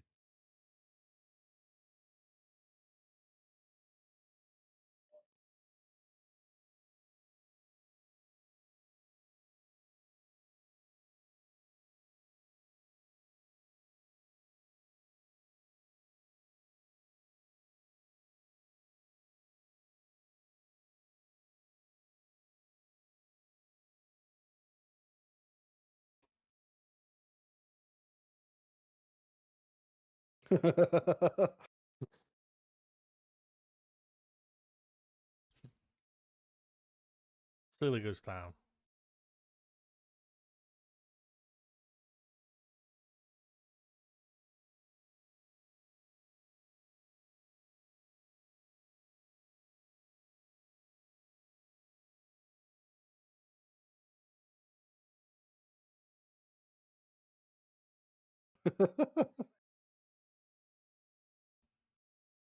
It looks Yeah. goofy, man. Goofy in a good way. When Yeah. the fuck are they gonna release this fucking Candyman movie, dude? Never. We've been watching trailers for this shit for 3 years. 3 years, dude. I'm ready to watch another one though. Right here, coming to theaters August 27th. I mean, this trailer right now, right here, right now, is going to decide whether I go to the theaters and watch it or not. I'm putting that much on this trailer. Bet. Bet. All right, let's go. 3, 2, 1, play.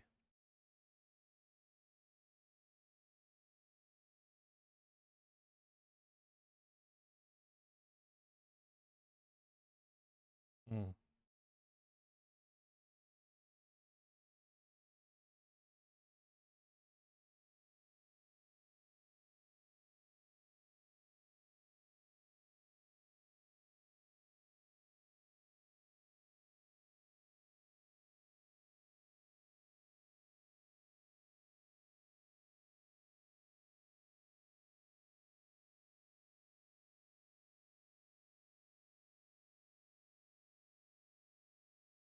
That's fucking cool.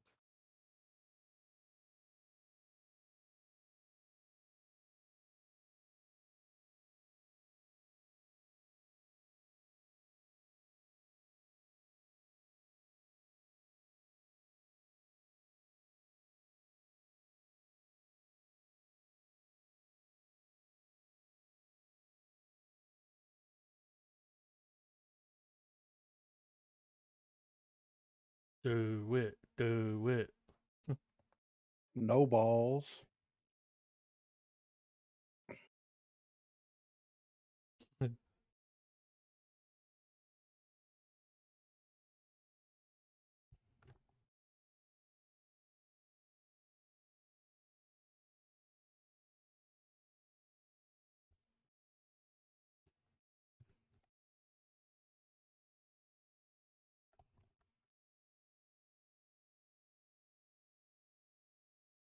It looks like it's going to possess him.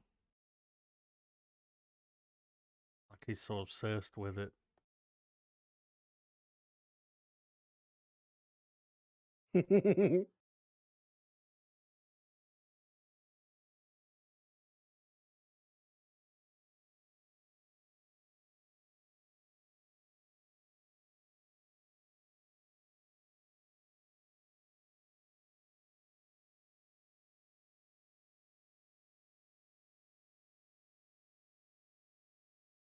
Woo! I mean, It that looks looks pretty. amazing. It looks fucking good, That don't looks it? amazing, dude. Like it they managed to still have the aesthetic of the original and still tell the similar beats, but add just enough of a twist that it's not a full-on reboot Yeah. The way or a God sequel. intended it. That's Yeah. awesome. I love the way it looks, man. Yeah. I love fucking Jordan Peele's style, man. Yeah. Some good actors in that movie too, man. Yeah. I think I might go watch that one for sure. The way they're gonna utilize Tony Todd is gonna be fucking awesome, I think. Yeah. Like the way they have his voice disemboweled and how they've got him in the mix. Like if you're gonna watch this movie on headphones, like he's gonna be in your shit when he's like fucking with the main character, you know? Yeah. Hell yeah. It's your boy, Clifford. Yeah, so this is trending number 8. This was released today. Oh Clifford the no. Big Red Motherfucking Dog, live action. Woo! I don't know. Let's take bets right now. It's going to be Do they sad. play who? No, do they play Who Let the Dogs Out anytime during this trailer? I was thinking some DMX. Where my dogs at? Ooh, ooh, ooh. Those rats I are got a probably I pretty mean, feeling. cheap right I'm gonna now. call it. I'm gonna call it now. Like it's probably gonna be a half decent family movie. Oh yeah, I'm sure. I mean, it's Clifford, dude. You know, yeah. I'm ready when y'all are. Yeah. 3, 2, 1, play.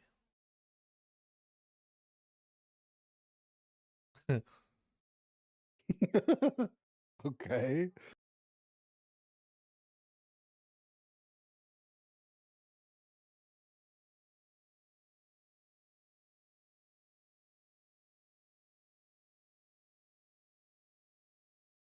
Is that who's that? The narrator is from Monty Python.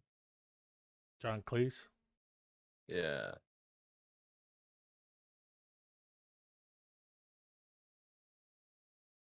Yeah, it's him.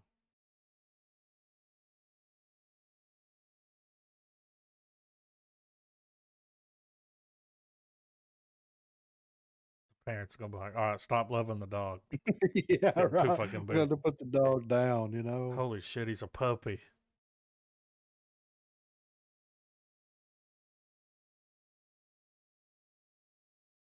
Oh shit. Come on, dude. That looks funny. Oh, he's gonna sneeze. Ooh, a dog sneeze.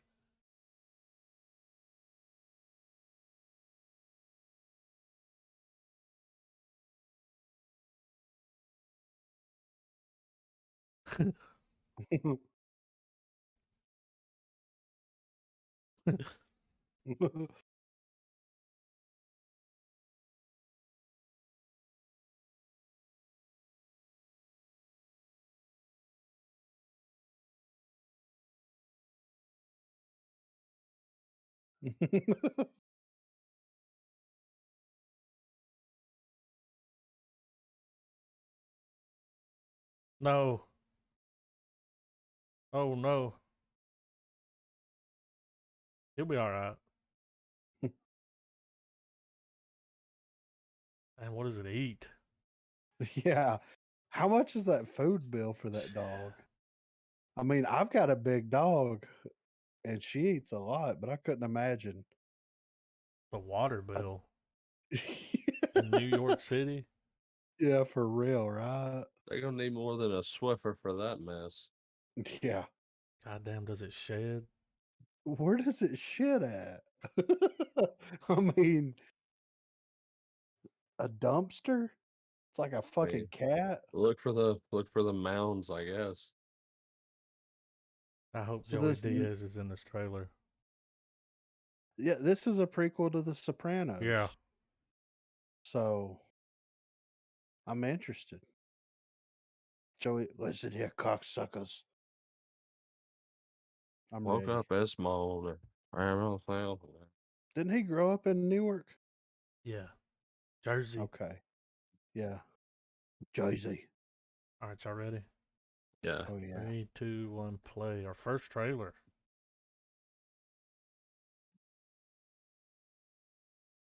Gabagoo.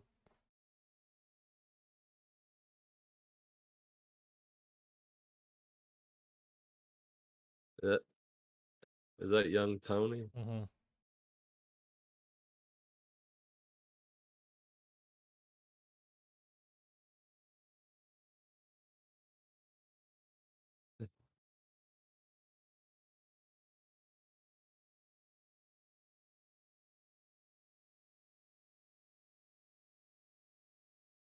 Is this song?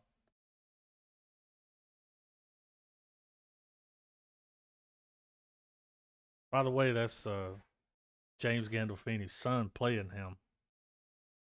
Really? Yeah. It's Running with the Devil, dude. Is it? It sounds Think like so. It's not. Um, Let down. Yeah.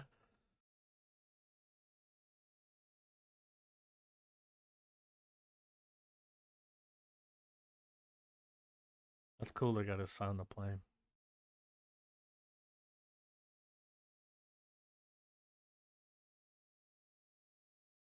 the last time.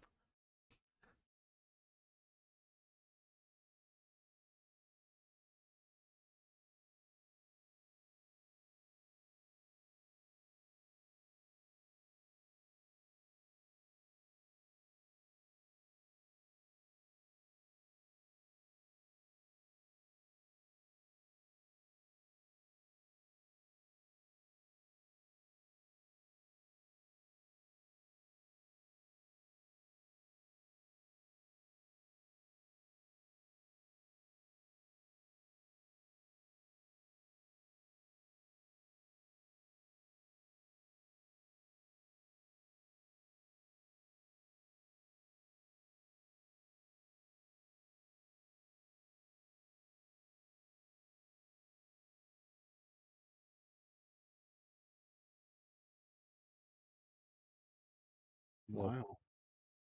Oh, anyway, that looks good though. I'm sure it'll be a fun trip. Yeah. Man, that would have been awesome. It would have been like, damn, damn.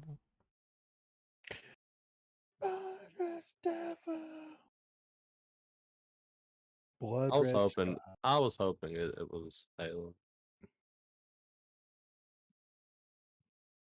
I think this is a movie about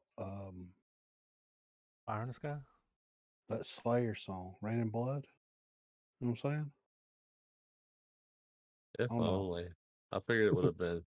I figured it would have ended up being a Coheed adaptation. Oh yeah. Oh yeah. I'm ready whenever y'all are. All right, 3, 2, 1, play. I've seen a clip of this. Yeah. Oh, it's a foreign. It's that chick.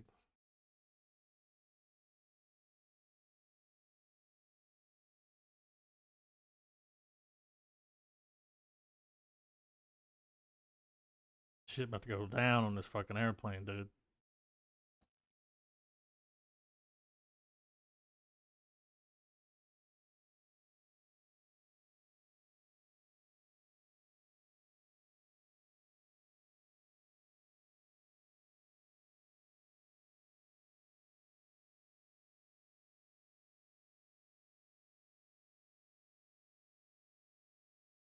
Is that Captain Cold from Arrow? That's what it looks like.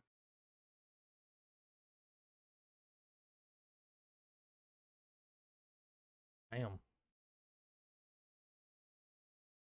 Cold blooded.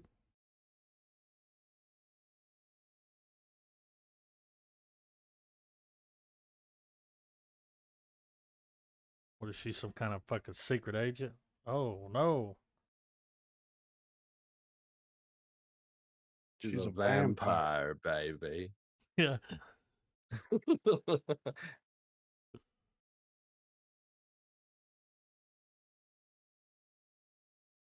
Damn.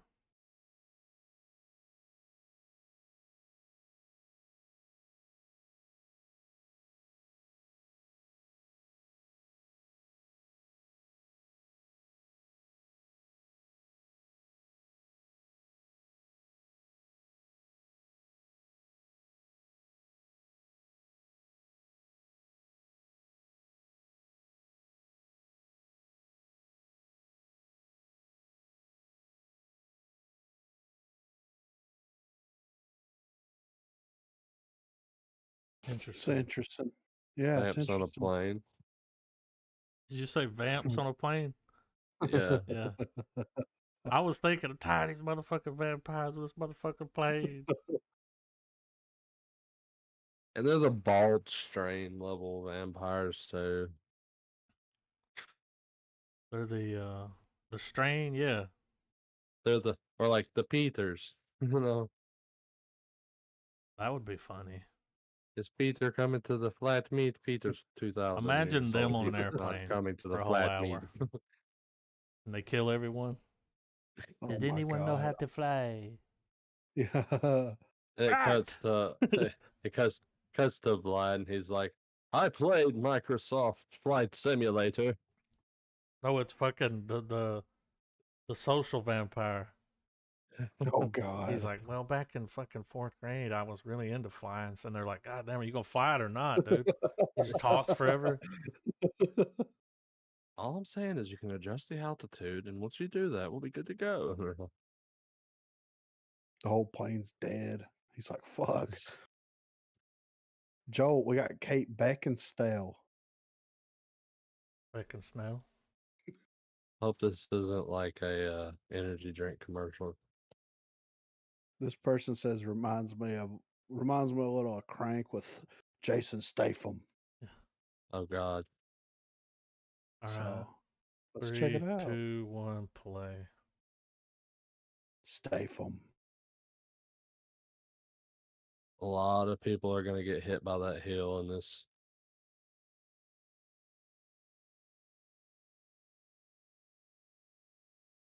Mm-hmm.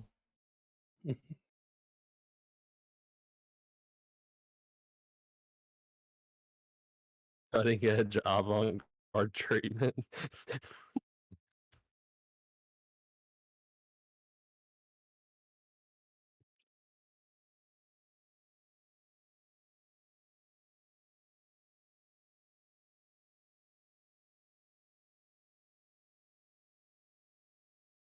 God damn, what a rush.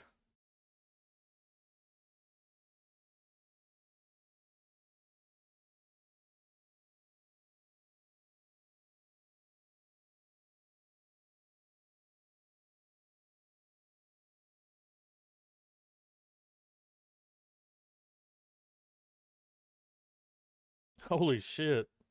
It's him.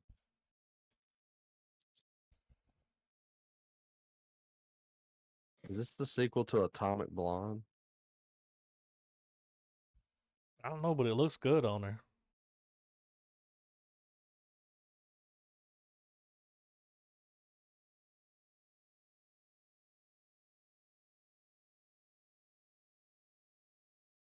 You know the rules, one at a time. Yeah. No ganging up.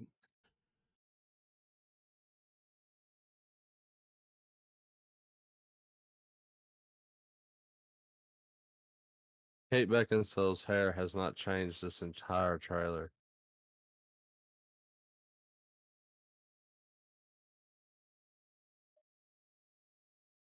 Her hairspray is made from goth tears.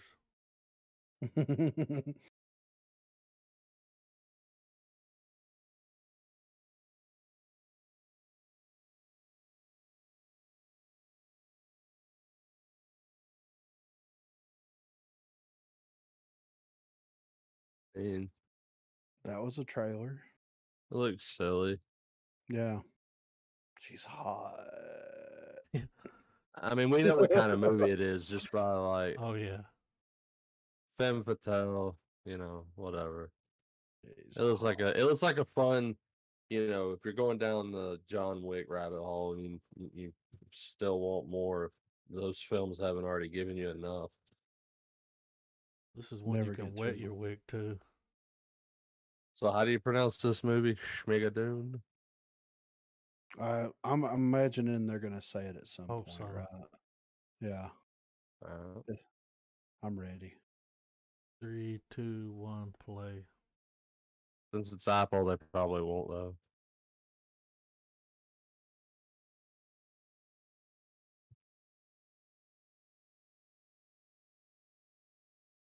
Uh, There you go. Is this Midsummer? You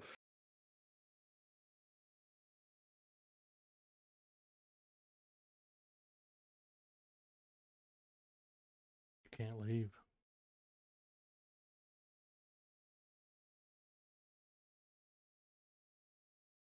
Mhm.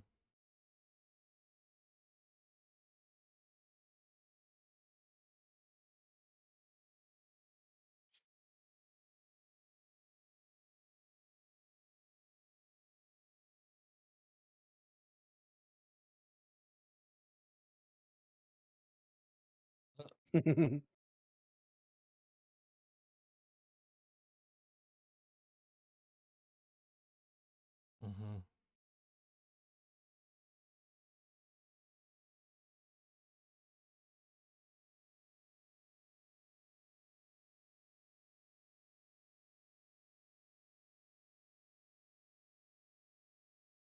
Can I get a cackle?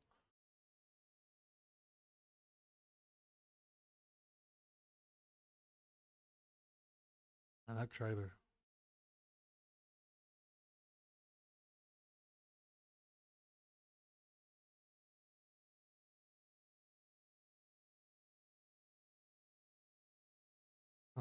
I mean, if you're into musicals, it looks like a fun time. What a name. Schmigadoon. I mean, they said it. They sang it. I had to throw a sci-fi trailer in here, so this movie's called Foundation. Like, I'm just gonna drop this Isaac Asimov trailer. No big deal. Yeah. I mean, Y'all I ready? stumbled across it. Yeah, I'm ready, bro. I stumbled across it. All right, 3, 2, 1, play.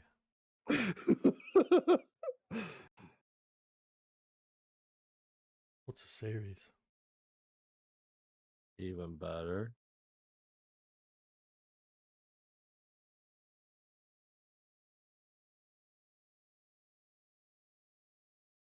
Test tube baby. I thought they were headphones.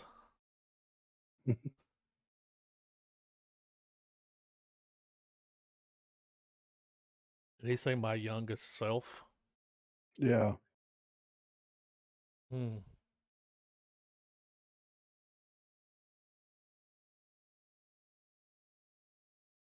I mean,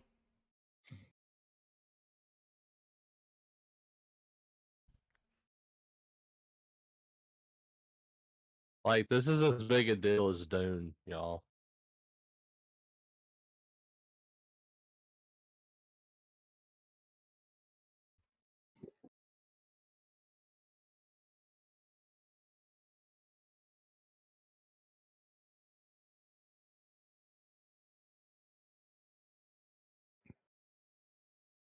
quit showing me stuff I'm in.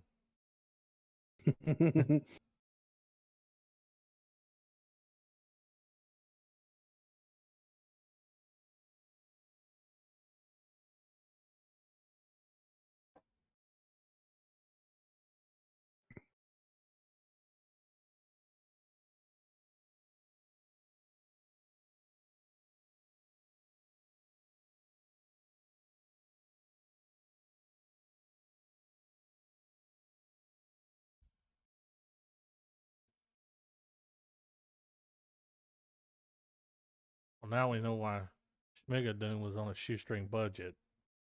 Yeah, Apple's put all the right. money on this. This looks good. Yeah. Fuck yes. Comes out this year. Like, has Apple finally done it? That looks fucking great.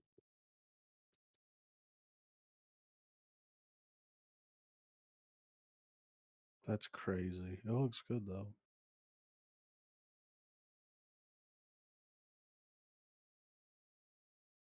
I had to drop a redneck trailer in here. And this is the this is the only one. Screenshot to end all redneck screenshots. That's for fucking sure. Yeah.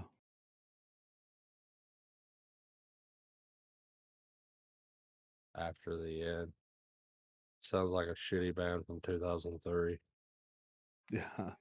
They opened for My Children, My Bride one time, right? No, they just were suddenly touring. They were just like a plant. They were on the They didn't even like organically grow an audience. They were just suddenly on a fucking demo disc and then they were on tour. Wind That Rises Beneath Us tour. Okay. Shit, I'm ready. All right, 3, 2, 1, play. Shout. Let it all out.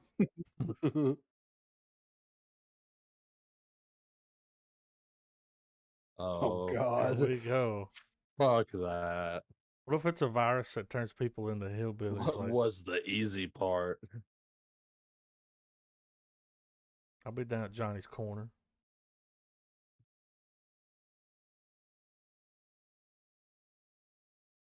Better put 2 masks on.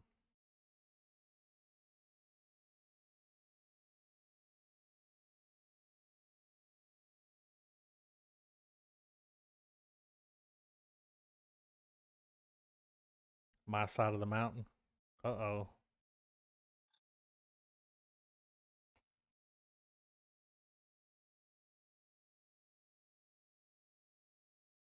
Uh, Not anymore.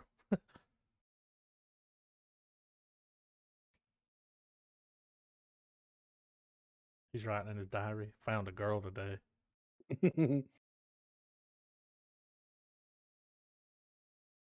Man, all the pussy in the world ain't gonna help him fucking ride that bike though. Uh-oh.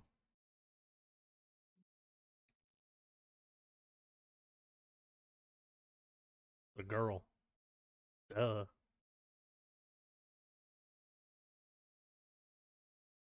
Hand her over.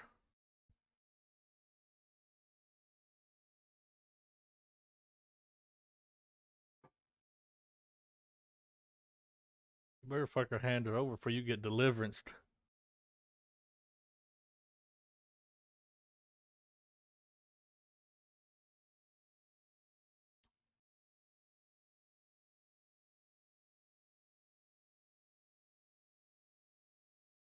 Rapey, dude. Yeah, it's very rapey. She belongs to all of us. Hey, he's sweet on you. Yeah. Whoa. Go ahead and take her. She ain't worth the time, dude. Yeah.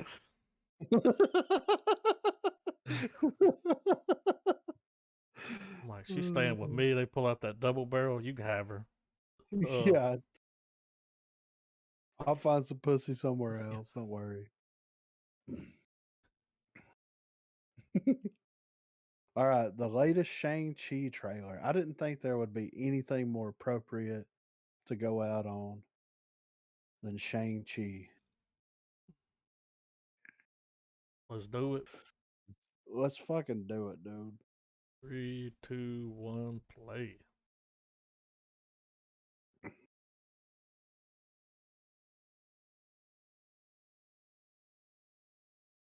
Five on each arm, you know? You will be man of many rings, Another type of gauntlet, okay. but never wear thumb ring.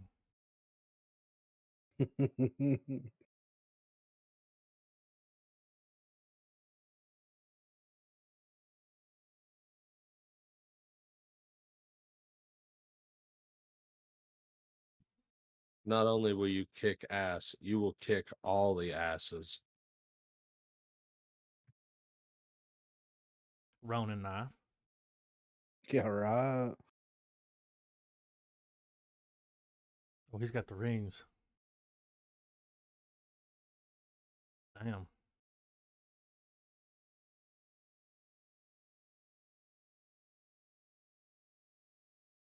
So that's his dad, right? With the ring. Mm-hmm.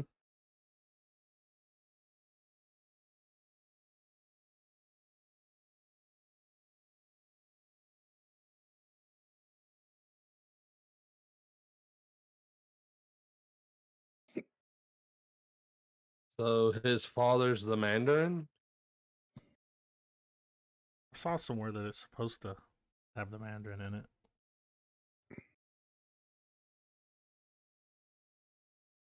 I am Flaming Dragon.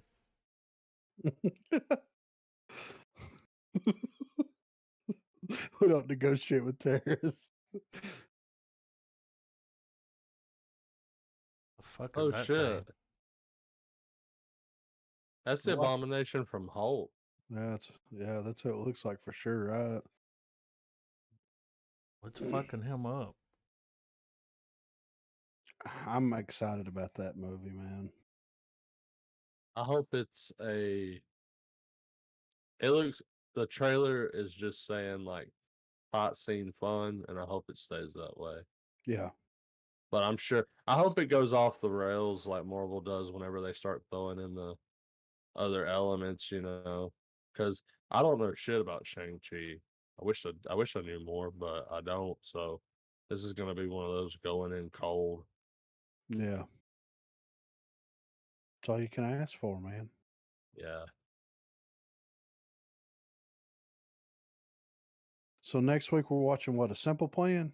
I'm addicted to you. I was gonna say a simple kind of plan, you know. Yeah, we're gonna continue our Sam Raimi-a-thon where we get Raimified. Yeah.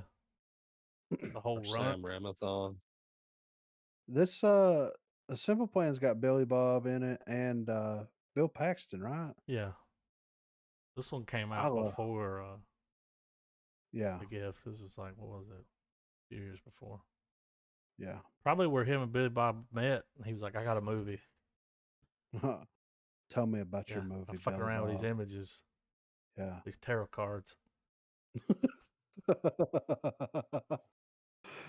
I'm ready for it, man. I'll be on here hot and heavy for the Simple Plan. We're playing Loki next week. Yeah.